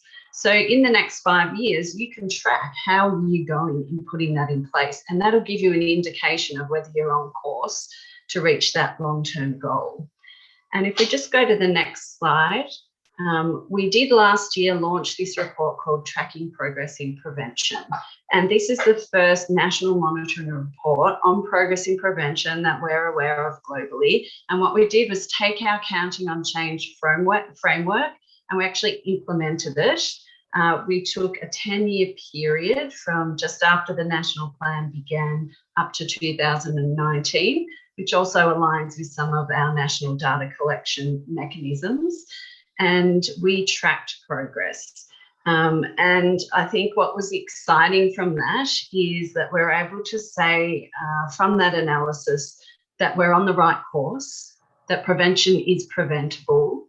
We see signs of change. It is a long-term gain. So some of the signs of change that many people would want to see happen more quickly are going to take a bit more time, but we're seeing prevention infrastructure in place. We're seeing some changes to attitudes and behaviours, and we just need to stay the course. Where progress is slower than expected, we can point to the fact that the key elements, according to our theory of change, haven't actually been implemented, rather than that they're not working.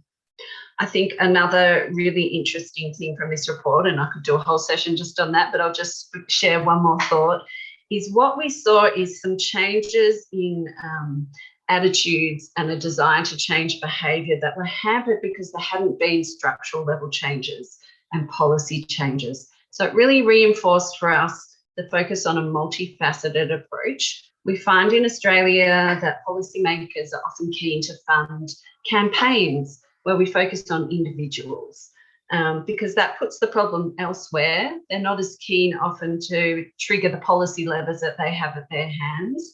And we see this coming out, and one concrete example is that men were reporting that they wanted to take on more caring responsibilities over the decade, but because we haven't reformed paid parental leave to enable that in Australia, they weren't able to change that behaviour, although they changed that attitude.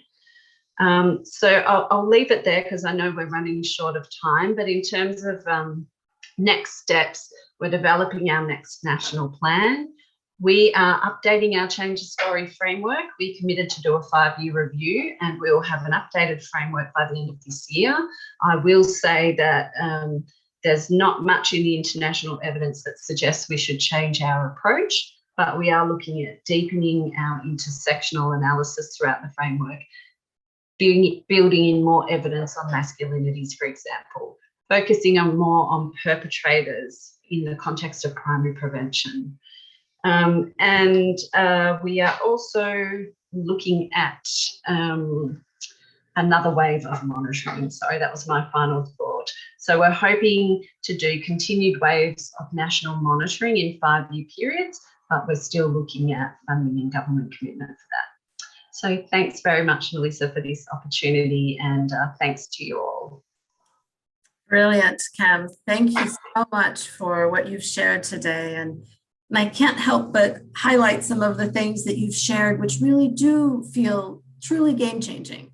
And I mean, I think the fact that Our Watch was established, following a national action plan, that focuses on violence against women and focuses on prevention, is really a signal of what's possible, that you're an independent organization that continues to move, support research and policy and evidence building. That's an incredible aspiration, I think, for many countries around the region, and civil society organizations that really have that ambition to be more focused on violence, to collect the evidence and to convene, focused conversations about prevention in that country. So that, for one, I think is something that we draw inspiration from. So thank you for sharing that. I appreciate that you've spoken to your practice to involve survivors as experts. And I appreciate that that is something that some contexts are doing, some and not as much, or maybe not as explicitly. And I've seen in the Q&A box that some people are saying, well, what about trans survivors? What about gender non-conforming survivors? And I know that that's a really important way. If we are involving survivors in our planning, policymaking, response, all of the work that we're shaping and designing, if we're involving survivors there, and diverse survivors, older survivors, younger survivors, right? Then we will be more effective in shaping and designing what we're doing. I might ask you if you have anything to mention about that in a moment.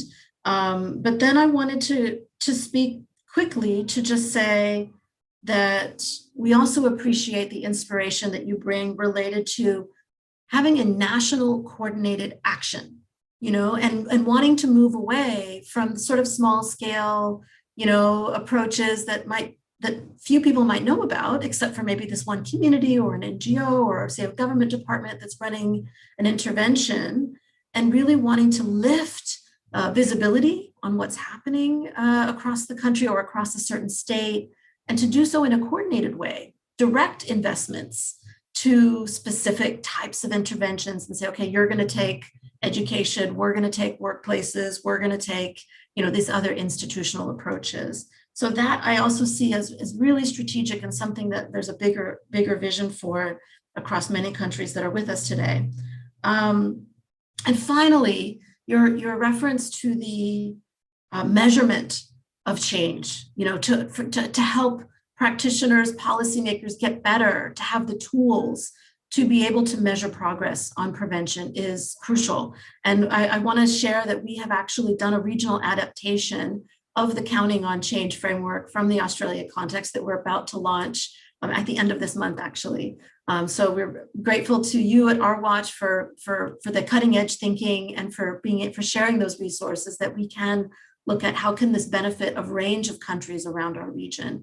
So before I close out this session, I wanted to see if you had anything you wanted to say related to sort of the intersectional approaches and how you include that in your work and strategies. Thanks, Melissa. We're doing a lot on this at the moment with Change the Story second edition. And on the question of trans and gender non-conforming people, Our Watch's approach is also always coming from a place of inclusivity. And in fact, we've done some dedicated work with LGBTQI organisations in Australia on this part of the update to our framework. Our original framework and our new framework basically covers anyone who identifies as a woman, including transgender women. So we're very clear about that and have been from the beginning. In terms of the LGBTQ community more broadly, that's where we have to hold some tensions when we have a mandate in our constitution to prevent violence against women. However, we've been really working closely with an organisation called Rainbow Health in Victoria, who's leading on prevention of violence against the broader LGBTQI community. And they've produced a resource which I direct people to called Pride in Prevention. Now, with that, they've brought their own specialist expertise and representation of the community together with our expertise in primary prevention. And what we've found is that it makes most sense in our context to keep those mandates very clear, but to look for where the overlaps are.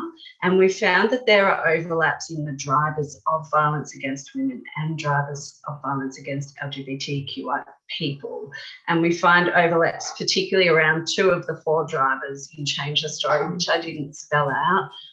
One is around rigid gender stereotypes, so that driver, and the other driver is around male-peer relations and aggression towards women, which also spill over into homophobia. So what we're doing here is we're sort of concentrating work around the overlaps of those drivers, being clear on our mandates, being inclusive where as a principle, but in practice where it makes sense.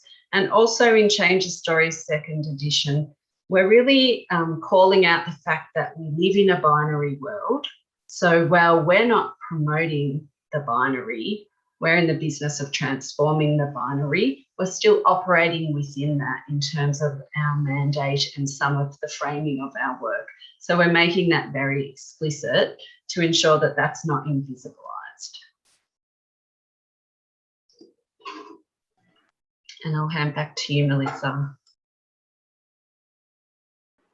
Thank you so much, Kim. That was really helpful and really inspiring. Since we are running behind the schedule right now, I'll request, please keep an eye on the question and answer sessions. So thank you to all the audience. Please put your questions there. And with this, we move to our next action area, which is, and I'll invite Avni here. Good morning. Can you hear me? Hi, Avni. Hello, Yes. can you hear me? Yes, Avni, I can hear you very well. And a quick introduction that Avni is representing WHO here. She's a primary focus person for the Department of Reproductive Health and Research on Violence Against Women in WHO. And it's quite early for you, Avni, as well. So thank you so much. Without taking much time, since we are behind schedule, over to you, Avni. Thank you so much. Thank you, and greetings to all of you from Geneva, where I'm based at the WHO headquarters. I'm just maybe acknowledging that time is short, so I'm not going to spend a lot of time in the introductory comments before I introduce the panelists, but maybe just to reflect on what I think has been a really exciting and rich set of discussions and learnings from some of the country presentations. And the themes that keep coming up over and over again is really the importance of having a national action plan or some national framework that helps guide, hold, and bind a national scaled up response, which I think is important for us to keep in mind. I think the nature, the multi-sectoral, joined up, multi-stakeholder nature of the work that we need to undertake is coming through quite clearly. I think the third thing that seems to be coming through very clearly is the importance of financing. This work does not come free or cheap, and we just have to remember that money is required to invest in this. And the fourth, I think, is the centrality of women-led organizations, women's rights, or the feminist movement, and keeping them at the center of all the work we do. As a reminder, this is a session that will focus on scaling up comprehensive, accessible, quality, survivor-centered services. The GBV Action Coalition has, in its blueprint, identified 4 areas or 4 specific actions for this particular pillar, which includes service delivery and increasing access to coordinated, survivor-centered, comprehensive quality services, including calling out the need for police, health, justice, and social services. Making sure that these services are integrated, and here in linking to the Bodily Autonomy and Sexual Reproductive Health Action Coalition, it also calls out for integration of GBV into mental health and sexual reproductive health services as an entry point for many survivors to access other support services. It calls out for the need to finance these services through domestic and overseas development assistance. It calls out the need to have accountability frameworks and aligning to global standards for service delivery in all of these sectors. And it calls out for capacity building for provision of survivor-centered services. I think one thing to keep in mind that for many survivors, police, justice, health, social services are also systems and institutions that perpetuate gender discrimination. So there is a specific ask in the Action Coalition's blueprint to make sure that these institutions are not perpetuating discrimination and not perpetuating harmful norms which can actually re-traumatize victims. And I think that is an important principle to keep in mind. I'm going to just maybe flag some of the sub-targets that we want to reach with the survivor-centered services pillar. And then I'm going to show you one slide to show you how far we are in reaching these services and these targets, and then hand over to my panelists from Afghanistan and Vietnam to talk about what they have learned and what wisdom they can share in operationalizing these commitments in the countries. So the sub-targets that the Action Coalition's services pillar has set is to increase by 50% the number of countries that have national multi-sectoral gender-based violence plans, which include provision of health, police, justice, and social services, to have at least 100 countries where there is training and capacity building for law enforcement personnel on gender responsive policing, to increase by 50% the number of countries that have health sector protocols or guidelines that align with WHO and international standards, and to increase by 50% the number of countries that include training programs or curriculum for providers in their national multi-sectoral plans of actions. So these are the targets we want to reach with the Gender-Based Violence Action Coalition on services pillar. And I'm going to just share one slide to show you some of the analysis that WHO just recently put out on how far are countries from these ambitious targets. So as you can see in this slide, WHO conducted a survey and looked at national policies and protocols across the 193 member states to see how many countries have national multi-sectoral plans of action, how many have health sector guidelines, and how many of them have included violence against women services in their national health policies.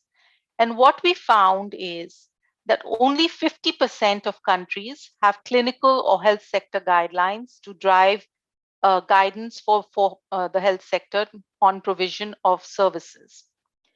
Many more countries, nearly 72%, have national sectoral plans, multi-sectoral plans of action on gender-based violence, but only 40% of countries really include any budget or budgetary line item to finance these multi-sectoral plans of action. And about 58% of countries have included or mentioned violence against women's services in their health plans or policies. Now, if you look at the two regions that we are discussing today, which is Southeast Asia region and the Western Pacific, you can see that in the Western Pacific region, only 37% of countries have national health protocols for responding to violence, and only 48% of countries have multi-sectoral plans of action, and very few countries in this region have included violence against women in their health policies. So as you can see, there is a long way to go in achieving these ambitious targets that have been set out in the Gender-Based Violence Action Coalition. We do have mandates, we do have guidelines, and we do have tools to help us to get to these ambitious targets. And the real issue is now implementation of these commitments using what we have existing as mandates and as tools. And the two things I wanted to point out. One, in terms of a mandate, the member states of WHO have already committed to a global plan of action on strengthening health systems response to violence against women. And this was endorsed by all 193 countries at a World Health Assembly resolution 5 years ago, which demands that countries engage the ministries of health in having budgets and commitments and policy frameworks, that they provide comprehensive, accessible, survivor-centered services, that they train healthcare providers, that they foster prevention, and they have data monitoring and evaluation to accompany all of this work. So these mandates exist. We also have operational tools. The Essential Services Package, which includes guidance for police, justice, social services, and the health sector, already exists as a global normative standard, providing a framework for countries to align their national plans, policies, and guidelines in accordance with this Essential Services Package. So now, what can we learn from implementing these mandates and these packages at the country level? I wanted to invite my panelists in this session, Mr. Luong Tan Quang from Vietnam. He is with the Ministry of Foreign Affairs, and I will ask him to speak to what are the game-changing commitments, sir, that you have seen in the area of gender-based violence. What do you see as feasible in this region, and why and by whom? And then secondly, I'm going to invite my colleague from the WHO Afghanistan office, Dr. Sharifullah Hakmal, and I will ask him the same question. What commitments have you seen in relation to gender-based violence in Afghanistan? And how have these commitments created remarkable changes? And which actions do you envision taking us forward? So over to you, Mr. Luong Tan Quang. Please, sir, I invite you to respond to this question. Thank you very much. Good afternoon from Vietnam. Can you hear me? Yes, we can. Thank you, Ms. Chair. I'm Quang from the Consular Department. And first of all, I would like to thank the organizing committee for inviting the representative of MOFA Vietnam to speak at an important session of the Generation Equality Forum held online at the time when, as you know, the whole world continued to fight against the COVID-19 pandemic. And you can see my face, sorry to put on my face mask as you know, the recent development of Vietnam COVID-19 pandemic a little bit complicated. Distinguished delegates, gender equality is always an issue of great priority for Vietnam because it is one of the fundamental rights citizens specified in our legal documents and international treaties to which Vietnam is a party. In 2006, Vietnam promulgated the law on gender equality, requiring government agencies and people committees at all levels to perform state management in ensuring gender equality in political, economic, social, cultural, and family areas. We also have a national action plan on the implementation of the 2030 Agenda for Sustainable Development Goals, emphasize the need to significantly reduce all forms of violence against women and girls in all the sectors and areas, particularly eliminating violence against women migrant workers in one of Vietnam's priority policy. Next slide, please.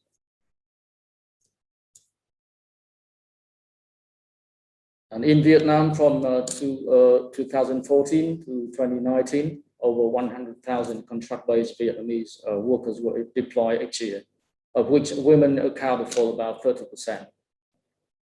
In 2019, about 150,000 contract-based workers went overseas, for which 54,000 were women, accounting for 36%. These above figures do not include thousands of Vietnamese who migrate to look for jobs by themselves. The majority of women migrant workers take up specific jobs such as domestic work, care work, nursing, etc. And the majority of women migrants has difficulty in accessing social services. Therefore, they might be at risk of violence, abuse, exploitation, trafficking. According to the statistic number of Vietnam Women Union, 86% found it's difficult to communicate and integrate into host communities in particularly domestic workers and among the most vulnerable groups and at higher risk of gender-based violence as they live in close environment with little contact to community. Next slide, please. In this regard, Vietnam has always focused on timely protection of rights of migrant workers in general and women migrant workers in particular during the migrant process. This is also an important task in the state management function of the Ministry of Foreign Affairs of Vietnam over the time. Our MOFA has implemented multiple measures to strengthen the coordinate and quality citizen protection service as follows. Maintaining regular constant networking with officers in charge of citizen protection at all our Vietnamese representative and mission abroad, as well as the other ministries and localities of Vietnam. Directing the representative missions to closely coordinate with local and homeland authorities to monitor Vietnamese citizens and promptly take necessary protection measures. Requesting representative mission to appoint officer to be in charge of citizen protection and set up and maintain a hotline to receive information from citizens. Promoting and improving the operational efficiency 24-hour on 7 days hotline for overseas citizen protection, and effectively using the fund for protecting Vietnamese citizens and legal entities abroad. Promoting knowledge and skill training for diplomatic and consular officer before taking a post abroad. Next slide, please.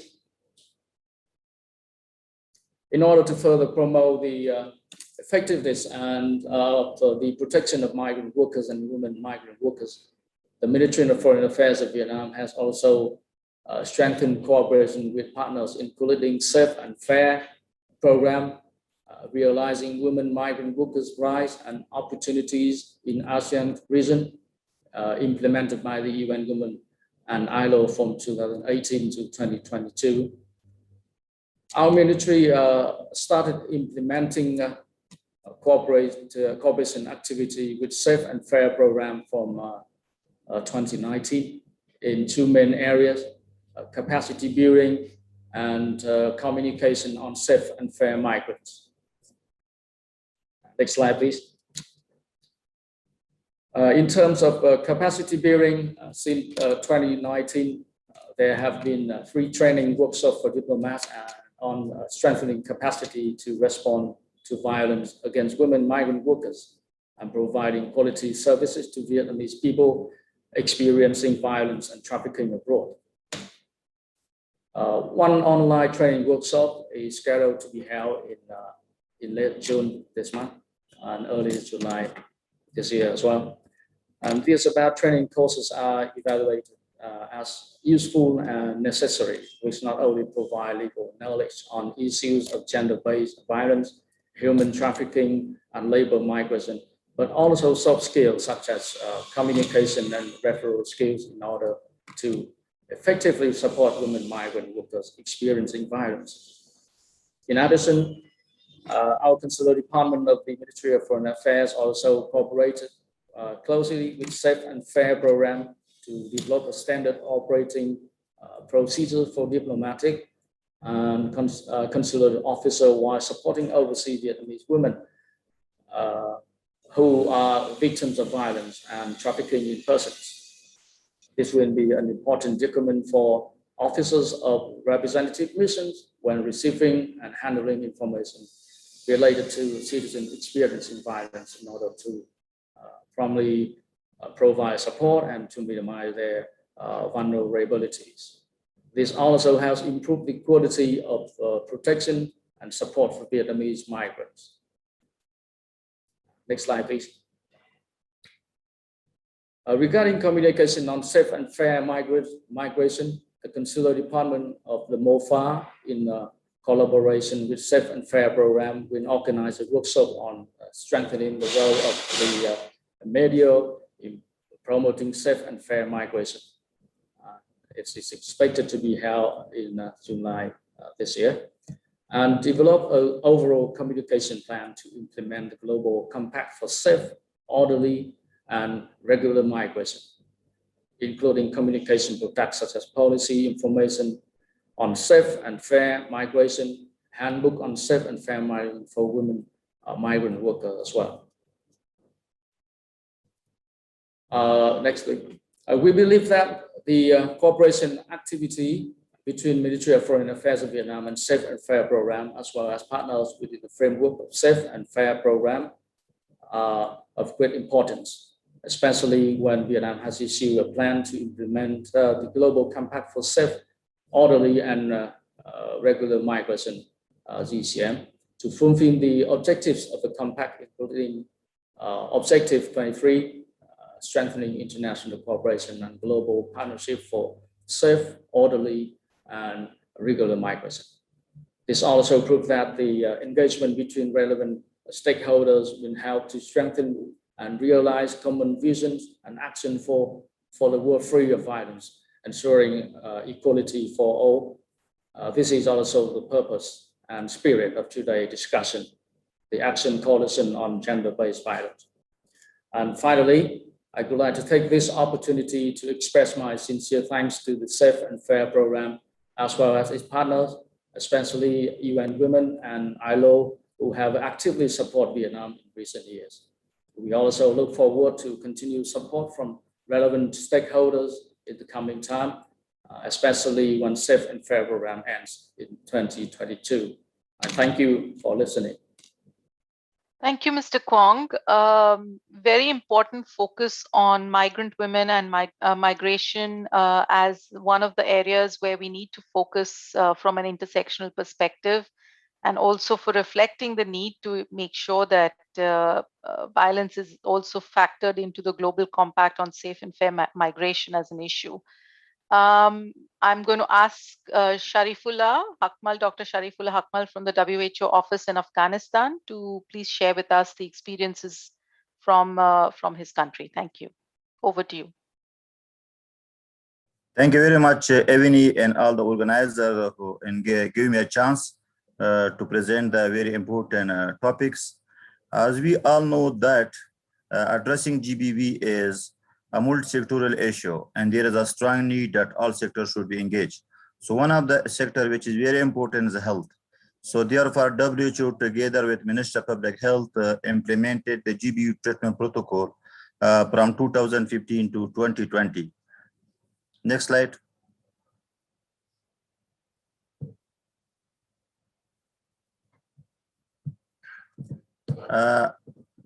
This protocol is a comprehensive guideline and tools on GBV care, and which was endorsed by the Ministry of Public Health. For this implementation of this protocol, WHO together with Ministry of Public Health come together and develop a project for 5-year project, which was supported by USAID to implement the GBV treatment protocol for healthcare providers across the country in public health sector. Next slide.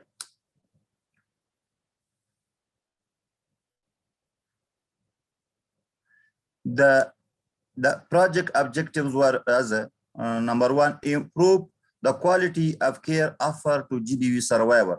Before this protocol, there was no any protocol, and the quality was an issue.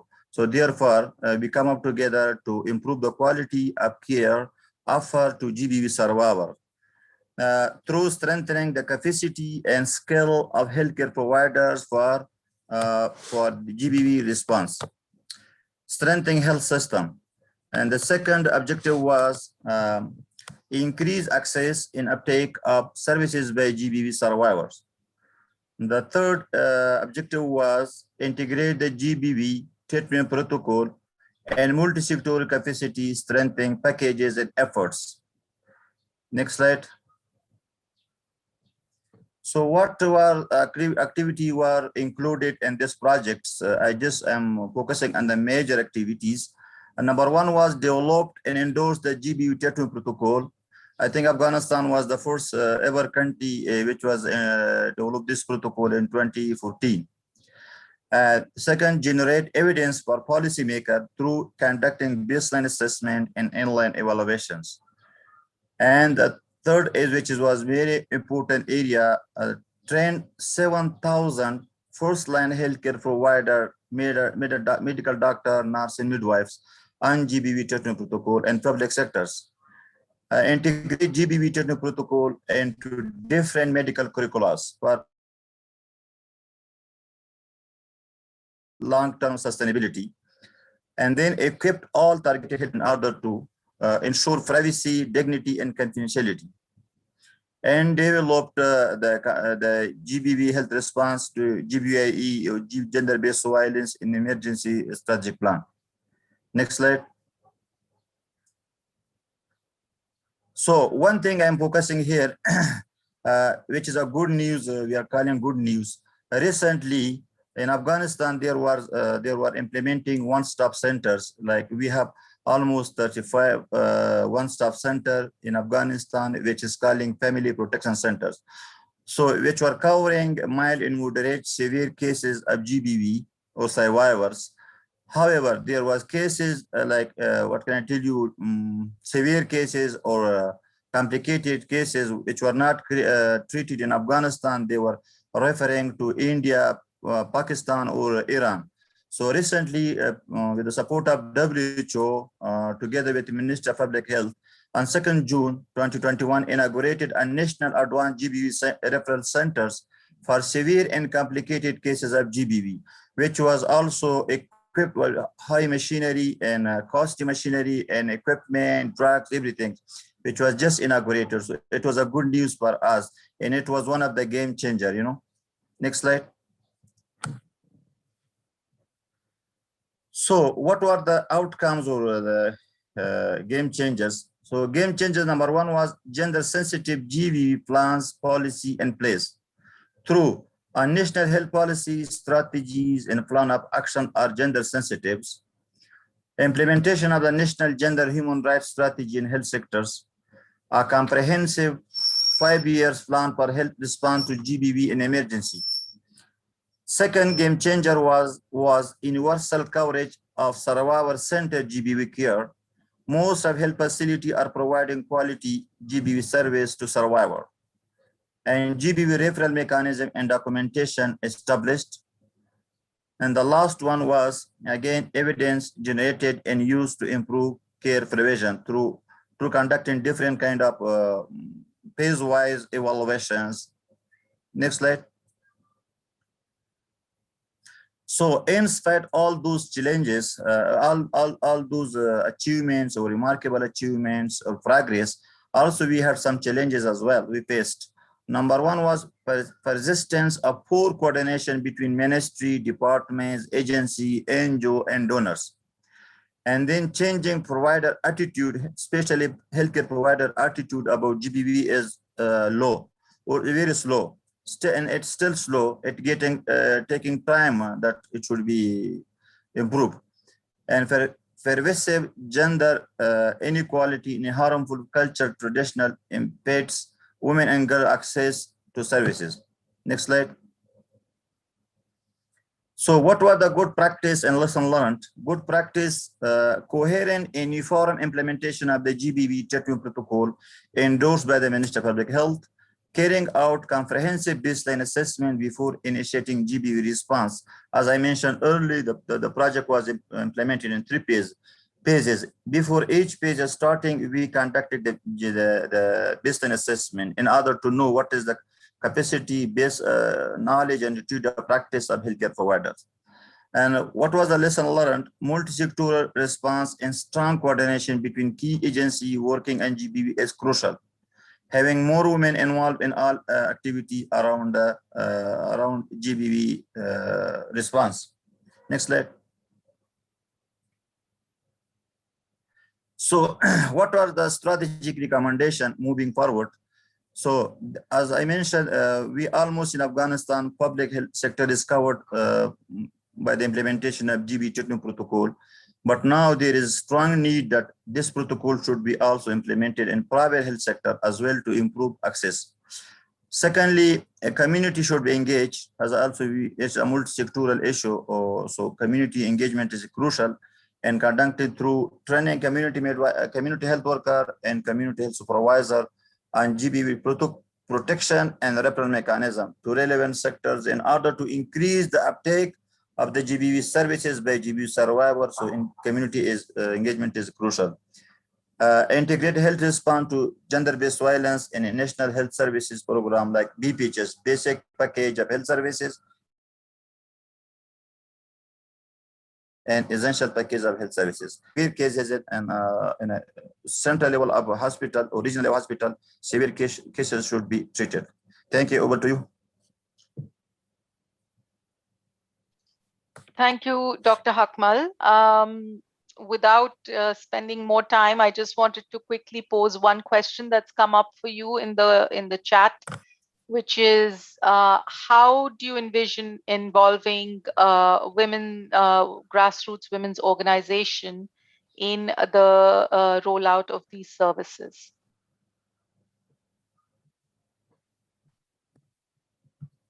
So thank you. Can I respond now? Yes, please go ahead. So as you know, one of the objectives was to increase the access of services to be survivor. So in broadcast community engagement was one of the most important area. So through IEC material information education communications, one was strategy. We developed the poster and we send it to the health facility and also the healthcare provider work with the clients, and as well also we around 350 billboard were installed and the main roads of each entering and outside or middle of the each provinces. It means in 34 provinces we were installed 350 plus big billboards. So, and there was a clear messages for GBV. For example, health services available for GBV survivor, whatever, you know. So we cover most of these area, and also we were working together with UNFPA.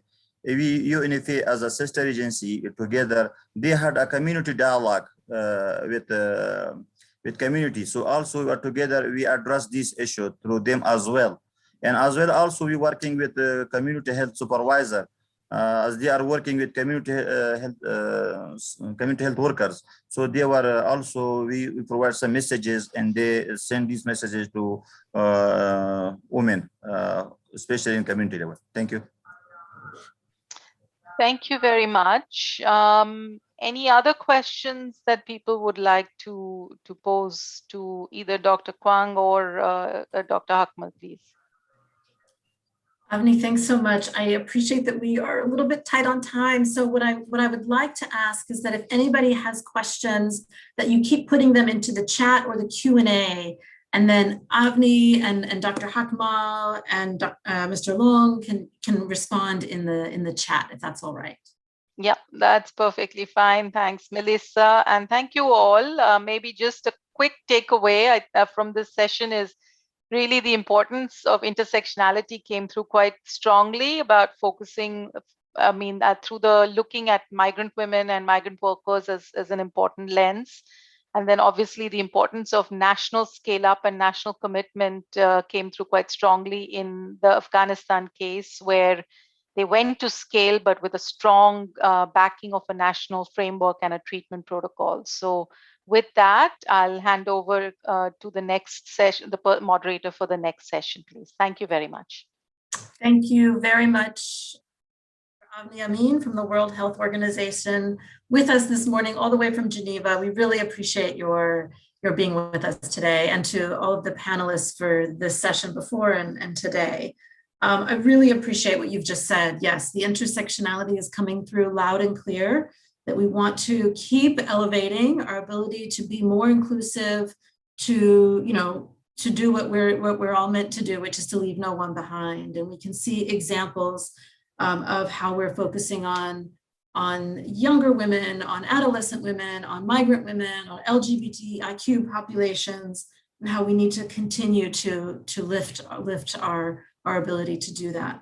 And the fact that we do need to be working together across sectors is so important. It makes us better. And so we appreciate the examples that you've brought where you're doing that. So thank you all. And I'm very pleased to move into the next session. We will now be talking about autonomous, girl-led, and women's rights organizations being enabled and empowered. This is the fourth action area that the Global Expert GBV Action Coalition has defined as something that we must be focusing on. And so I'm really pleased to be able to hand over this session, the moderation of this session, to Ms. Shama Bulangis, who is a member of the advocacy and the monitoring and advocacy coordinator for the Global Civil Society Reference Group of the Spotlight Initiative. That's the EU-UN Spotlight Initiative to eliminate violence against women and girls, which has been a game changer itself on the global stage. So Shama, I'm very pleased to turn the mic over to you for session 4. Thank you so much, Melissa. And I would apologize in advance for my dog in the background. You will be hearing him barking for a little bit, but I'm very encouraged by the different action coalitions and the different actions mentioning that young people are definitely important in moving the needle forward to end violence against women and girls and gender-based violence and prevent it as well. And I just really wanted to know that game changing doesn't necessarily mean perfect. A lot of times it takes a lot of listening, it takes a lot of reforming, it takes a lot of continuous practice in order for it to be completely game changing and changing the game. And holding space for young women and young feminists is definitely a practice that we want to continue and we want to practice to be able to make it perfect. Integrating young voices as equal and young feminist leadership as equal is also something that we need to continuously practice as feminists as we move forward with the Generation Equality Forum. I just wanted to quickly share this link as well to everybody, which is the Young Feminist Manifesto from the Generation Equality Forum and Young Feminist Europe. This is an airing somehow of some of the frustrations, but also like a moving forward and like a setting of a bold vision for inclusion of young feminists within the different processes of UN Women and the Generation Equality Forum space. And as we move forward and as we are on our way to Generation Equality Forum, commitment makers are solidifying their, commitments to different action coalitions. And the Gender-Based Violence Coalition has by far one of the biggest numbers of commitments, which is something to be celebrated. Most of these commitments are policies, and but there's little to none committed in terms of financing. And there's nothing wrong with policy commitments. In fact, it's amazing that so many people are committing to change policies to end gender-based violence, and political commitment is something that is very important. But in the Global South, we've experienced that we have so many good laws, and without the financing to back those policies up, and without an intersectional feminist foundation behind it, to keep, funding to help keep civil society afloat, to continue their work in changing norms and traditions, governments to be able to provide services, these policies don't necessarily have the teeth in order for us to really end and really get to the crux of gender-based violence. In 2017, the EU committed 500 million euros to an initiative with the UN called Spotlight Initiative, which has been mentioned by the representative from EU a while ago. And it's the world's largest targeted effort to end all forms of VAUJI with a goal of ending VAUJI by 2030. Now, there's so much to be done, and it's also, again, far from perfect. But one of the biggest things that the initiative did was to make sure that civil society organizations are at the helm of decision-making, which is not always a perfect execution among country teams, because, it's game-changing. It's trying to reform the way that we're leaving nobody behind. It's trying to rethink the way that multilateral bodies like the UN engages with grassroots activists. And honestly, right now, there's still no commitment yet from the EU whether they're not going to continue funding Spotlight. And we are hoping to actually see further funding from other sectors as well, apart from the EU, to continue the work that Spotlight is currently modeling and doing as an initiative. Of course, it's not the money that ends violence against women and girls and gender-based violence. It's the people, and most especially women and feminist grassroots organizations that are working on the ground, making the most impactful work for the community. Financing, however, allows for grassroots organizations to continue innovative interventions. And innovative because they're not naturally because they are, but because we have to be creative with the little money that we get from granting agencies. We always say that we are important and that our work is important, but everybody is overworked and underpaid, all because we are working to dismantle oppressive systems that we didn't build in the first place. In a study by AWID, aptly named Where is the Money?, they found out that 99% of development aid and foundation grants still do not reach women's rights and feminist organizations, in particular, those groups that are working at intersecting forms of marginalization. LGBTIQ, Indigenous, young feminists, and sex workers are even funded less, which is backed by a study from Mama Cash, where they found out that especially in Europe and Central Asia and Asia and the Pacific, we have the lowest median external funding, which is $1,150 and $1,170, respectively, for lesbian, bisexual, and queer movements. There is therefore a strong need to fund queer organizations to end gender-based violence, especially for trans communities who are at the forefront of injustice in a cis-heteronormative world. The lack of recognition, gender recognition, health interventions for safe transitioning as some of the manifestations of violence towards trans and gender non-conforming siblings. The most common issue of lack of financing, especially for young feminist organizations, is that we are not registered, therefore are difficult to finance because we don't have a legal identity. However, many of young feminist organizations are not registered, and honestly, some of us don't want to because we don't want to NGOize ourselves, because we don't want to have to be tied to a log frame, which doesn't allow us to be flexible to the needs of our community. There are some granting organizations that do not ask for registration for flexible funding, like for jail solidarity or emergency funds like FRIDA. But the takeaway here is that having flexible funding for young feminist organizing allows us to create decisions based on collective experience, to define our roles better as young feminists within the feminist realm, lessen the burden and burnout, and helps balance the power dynamics between well-funded organizations that are not led by young feminists. I'd like to thank the intergenerational panel of speakers on this session right now, Tina, who is from Yes Trust, and Sir Lovey, who's from World Association of Girl Guides and Girl Scouts. I would be very excited to hear your thoughts about enabling and empowering autonomous girl-led and women's rights organizations. To Sir Lovey, from your perspective as a young person and your experience with Girl Scouts, what are game-changing commitments that you hope to see in the area of gender-based violence, and for whom would you like to see these commitments? Thanks for that question, Shama. And once again, good day, everyone. I am Sir Lovey Granali from the World Association of Girl Guides and Girl Scouts.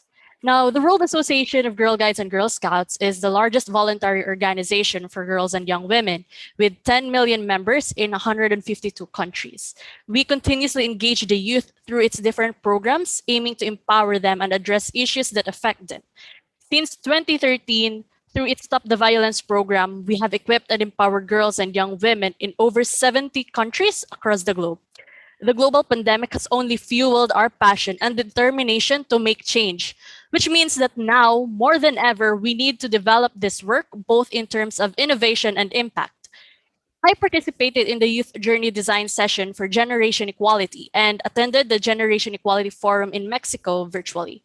And the biggest takeaway I have from that forum is that the change we want to see can't be driven by leaders alone, not just the government alone. Everyone is essential. Everyone should be on board, included in the conversations, and that includes us, the youth. And the GEF Mexico included us. We claimed our seat on the table. We became the forerunners, getting our voices heard by leaders and decision makers. The difference in time zones may have been a challenge, but the perseverance and determination of every individual in the forum made everything make sense. Because the GEF is not just an assembly of leaders and the youth from across the world. It's not just another event of crafting blueprints and manifestos or delivering speeches and promises. And it should not be. The outcomes of the action coalitions should not just be a written account in our history, but a lived reality. And as a young person, I call on for the prioritization of, again, funding of youth-led, girl-led, and women's rights organization. In the Philippines, an organization named Sulong bridges victim survivors of sexual violence to pro bono legal advice, psychological aid, and other services. all for free. And to sustain this, they have this Solidarity Fund where they pay the service of the volunteer professionals through donations so that the service may be free for those who need it. And it is because these services are normally expensive and those who experience violence are mostly those in rural areas. Most who experience extreme violence are those victims of poverty. So what if they are funded, as well as other organizations that have the same advocacy? They could reach more people, engage more professionals, and maybe even conduct further researches. Also fund trainings and workshops for the youth to sustainably build on their capacity. And second, we need to work on the accessibility of GBV prevention services and information. Accessibility is one of the biggest challenges we have, especially with the current setup where almost everything is held online. I once came across this Facebook group of mothers and young adults who are seeking for guidance and help on different cases of violence. But unfortunately, not everyone gets their answer.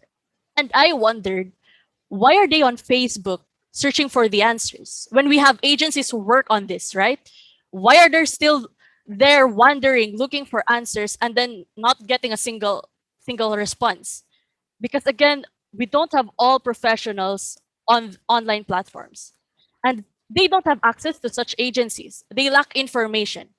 So no matter how many plans we create, if accessibility is not prioritized, then we won't really be making any change. We won't really be reaching those who we need to reach.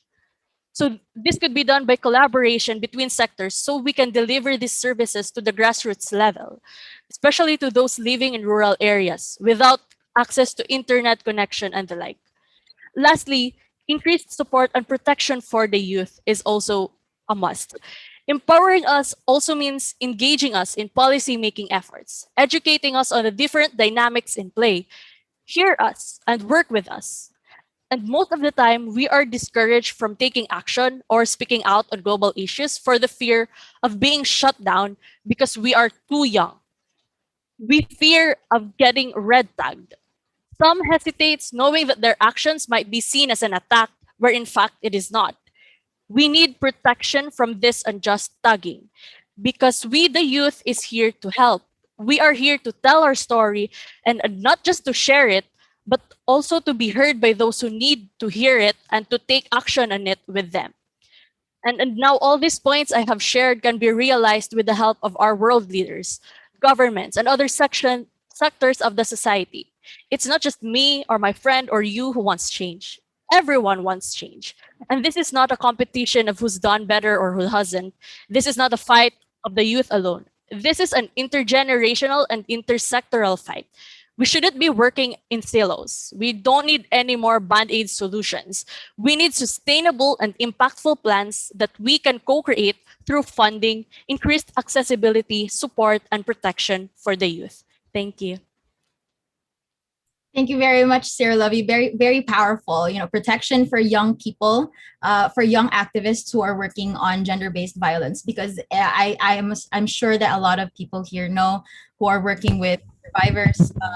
We do face a lot of violence while we are working on violence as well. So we do need the support and the protection in order for us to continue what we're doing. Thank you very much for that, Sarah Lovey. For Tina, hi Tina, building on your experience, can you please share with us some inspiring commitments that you have seen or commitments that you hope to see and what you believe would be feasible and who should be responsible for it? And before Tina speaks, I'd like to ask everybody to just put their on the chat. In the interest of time, you will be answering questions through Q&A. Thank you. Thank you so much, Shama, for having me. And greetings to everyone joining from all over the world and to all the leaders of the Action Coalition on Gender-Based Violence. May I acknowledge the organizers of this noble event where we interact and interface on one agenda to achieve a GB-free Asia Pacific. It is with great pleasure to be here today talking to all of us and sharing my insights on what I have seen and what can be adopted or has been adopted by the Asian Pacific region, and making specific reference to the AC on GBV's Action Area 4 on autonomous, girl-led, and women rights organizations are empowered and enabled. Let me begin by saying this.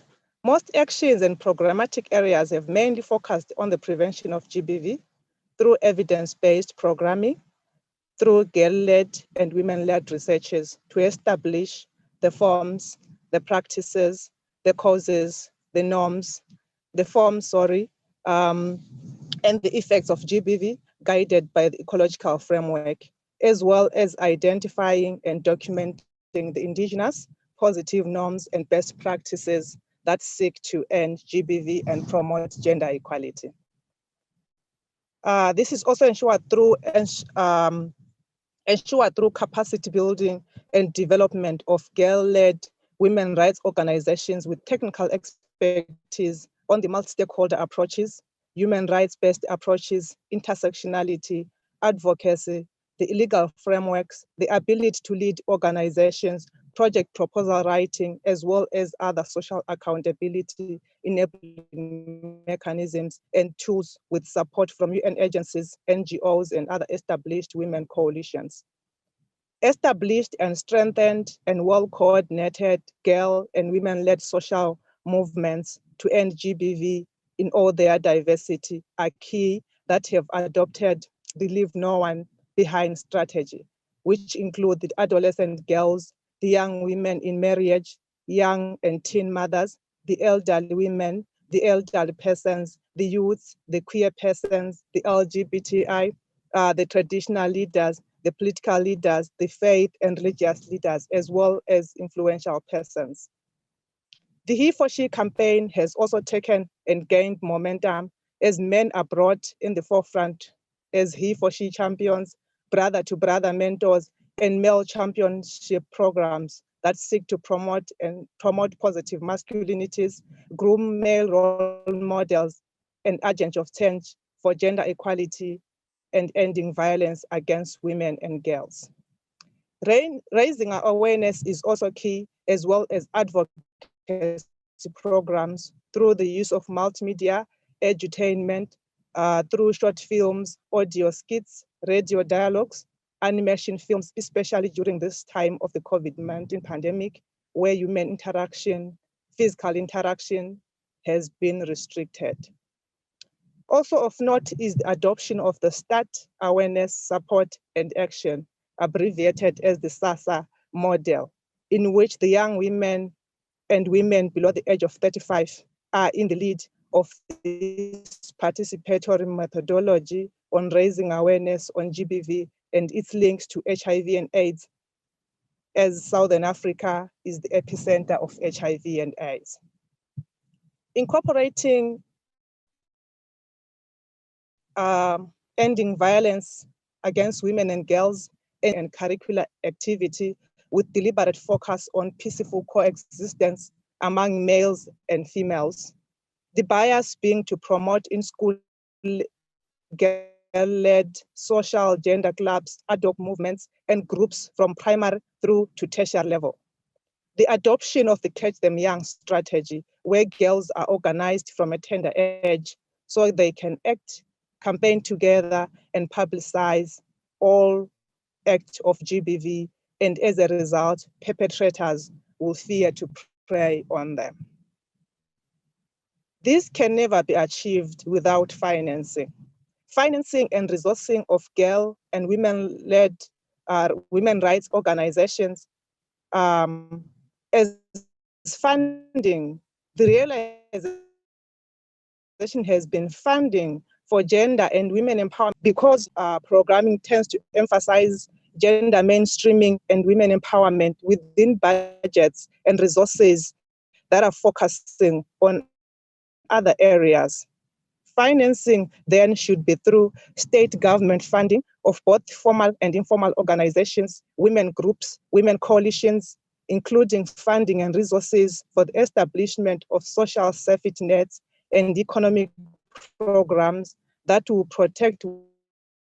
Okay, unfortunately, I think we're having some technical problems from the end of Fina, but thank you very much.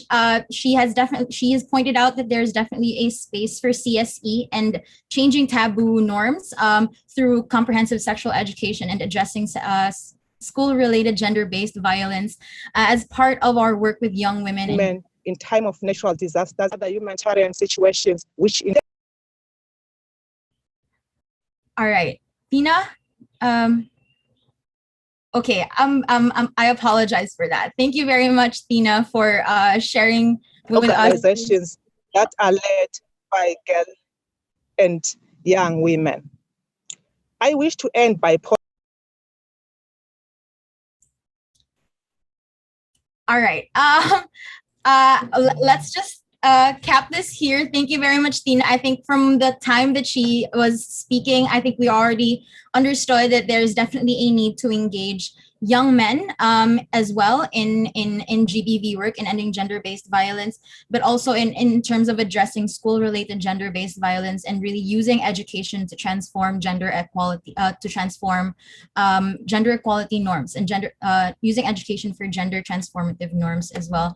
Thank you very much, Tina, for that. I'm really glad for the conversation that we had here with Sir Lovey and Tina. Truly what we want to see here is just to share the burden of feminist liberation with those who have accumulated wealth and power for over the years, and ending GBV by preventing it, and simply understanding that my generation and the generation after me understand how much violence in all its forms, definitely more than physical violence, has shaped our everyday actions and our norms, and that we all have a role to play to end it and to move the needle forward in decolonizing multilateral practices like funding and decentralizing gendered power dynamics and dismantle all systems of oppression. Thank you so much, Melissa, for moderating this, and thank you so much, UN Women Asia, for giving us this space. You, Shama, and Sir Lovey and Tina. I'm so sorry we had some technical problems at the end with you, Tina, but we were delighted to expand the conversation that we've had today to bring in a bit of perspective from Africa. I want to say to Tina that we see you, we are learning from you, we are so much appreciating the cross-regional, cross-country learning and sharing that we're all very actively doing. So thank you for being with us today. And to this whole final session about women and girl-led organizations, we definitely see the power of making sure that there's always space for youth-led perspectives and youth to be joining us and helping to guide our conversation. So thank you for this. As we wrap up, I thought we would just do a very, very quick picture or maybe an image to show you the graphic recording. If we have that available, this is something that we will make available once we are through editing this session today. This session will be made available to all of you. Many of you have asked, will we receive the slides? And so we will be sharing alongside the slides a graphic recording which contains highlights from a number of the interventions made today, a lot of the key points that you've seen. We see that it's really valuable to have just a quick snapshot of what those participants and contributors have said today. So really many thanks to the graphic recorder and to all the interpreters who have been with us today, and to all of the speakers as well. I see that we've got a few slides here that we'll be looking at. Okay, and then here's the last one. Autonomous girl-led and women's rights organizations are enabled and empowered. So wonderful. We'll be able to share this capture of the session today, which is really nice to have a bit of an artistic take on it and to have a quick view on what we've done today. So thank you for the team that made that possible. There's one more thing that we wanted to share before we move to close and to our closing remarks, which is the mural board. So as you recall, we opened a mural board for all participants to add in some of your key commitments that you personally will be making, or that you would like to be advocating for your organization or your institution to be making. And I mean, out of that mural, I've done a quick take, and what we see are some interesting themes emerging, which are to certainly focus on inclusive approaches that really bring in survivors in all of their diversity, and to involve men and boys, young people, all kinds of diverse populations in our move towards gender equality and preventing and ending violence. to strengthen accountability, recognizing that we need to see much greater accountability by institutions as well as individuals. And the focus on institutions. A number of you are speaking to the need to focus on changing your institution or seeking that type of institutional level change. And I want to acknowledge the commitment to work with universities. We see universities as extremely strategic and important because this is, all of us reaching towards the next generation. So, and building the next generation of professionals who will be and leading as we go. You will to that in the chat. You can continue to add a few things as we close the session. But I just wanted to share those things with you because we had invited your commentary. So it is now my distinct pleasure to invite the UN Women Regional Director for Asia and the Pacific, Mr. Mohammed Nassiri, to offer some closing remarks as we finish our session today on the generation equality journey to end gender-based violence. Mr. Nassiri, over to you, please. A very good afternoon and evening to all of us, and just to let you know that Melissa doesn't mister me in real life, so I go by Muhammad and everyone calls me Muhammad. But I also feel a bit humbled and a bit intimidated by the very, very powerful remarks of Sierra Lovey and Tina. So whatever I'm going to say is not going to be as powerful. It's really been a pleasure to be with you all along today, and I would like to renew our gratitude not only on behalf of UN Women but also Breakthrough for this very interactive session. And I appreciate the mural tool. I think it helps us to have it as an interactive space as possible. It's been truly inspiring to hear so many voices from this region and beyond, especially you, the young people. We really need to work with more intentionality and commitment to engage you systemically and systematically across the board in everything we do, or otherwise we are going to become obsolete.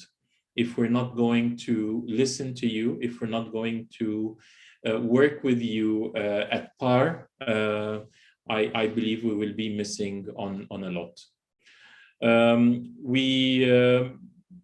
The Generation Equality Forum, both the first session in Mexico in March and the one that is upcoming in a couple of weeks in Paris, are only the beginning. We really need to push full force to accelerate towards having a more gender equal world. I wish to highlight once more UN Women's commitment to ending violence against women and girls as a top global and regional priority, not only by UN Women, but by the Secretary General himself, who have called violence against women as the shadow pandemic last year. Today, we have shared the priority areas that the Global Expert Group, the GBV Action Coalition, developed after months of consultation, which create a bold vision for change. Today, we heard all of you. We heard concrete actions that are delivering change, which we expect to see more of across the region. This session underlined the power of being driven by data and evidence, the importance of listening to survivors of violence, the significance of inclusive multi-stakeholder coalitions, and the essential value of strong women's organizations. We have seen the power of youth activism and have heard from emerging young leaders who stand up to violence fearlessly. We have heard how critical it is to invest more resources into preventing violence before it occurs and addressing the root causes of violence against women and girls if we want to see rates of violence decrease over time. Today's speakers and participants have highlighted that the concerted and comprehensive investment in gender equality and ending violence can make a transformative difference in the lives of women and girls. We appreciate the World Health Organization and Breakthrough once more for their partnership and leadership alongside UN Women on ending violence against women, including as leaders in the Global Action Coalition on Gender-Based Violence, and for partnership in this region. We thank the Kingdom of Cambodia and the Socialist Republic of Vietnam for sharing actions they are taking to prevent and end violence against women nationally and abroad. We thank the European Union for renewing its commitment to gender equality through its new Gender Action Plan and continued support to the Spotlight Initiative to eliminate all forms of violence against women and girls by 2030. While we are tackling a pandemic, addressing, preventing, and responding to this violence must remain a priority of each and every one of us. I thank all our speakers once more and the participants who have made this session a lively and an interactive and an engaging one, and for the continued commitments to ending violence against women and girls. May we all live free from violence and from the fear of violence and reach our true potential. Thank you, and back to you, Melissa. Thank you very much, Mohammed.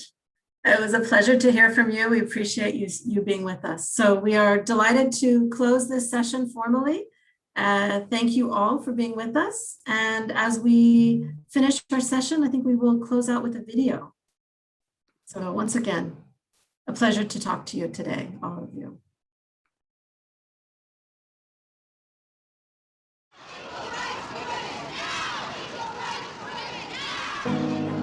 What defines a generation? Climate justice right now. Is it just about the year you were born? Or is there something more? We may have lived through different decades, different circumstances, different countries, but we all share in the global, everyday push for our rights, for justice, for a world that is equal. Perhaps what defines our generation isn't our age or our background, but the line in the sand that we have drawn. We take to the streets to speak out against discrimination, and we work tirelessly behind the scenes. We stand up for peace. We are fed up with the war and economic justice. We start with a statement and watch it become a movement. We have come a long way, but the fight isn't over, and our rights are still under assault. It is time to take action. Let us be the wake-up call the world needs. The eyes of all future generations are upon you. Be the first, the youngest, the best, and then make sure no one is left behind. When someone tries to silence you, raise up your voice. Let us wage a global struggle. Change everything, or change just one thing. As long as you do something, whether you're new to changing the world or have been in the fight for a long time. Each knows exactly why we are here. We are all together, united for gender equality. And the future we create for women and girls is up to all of us.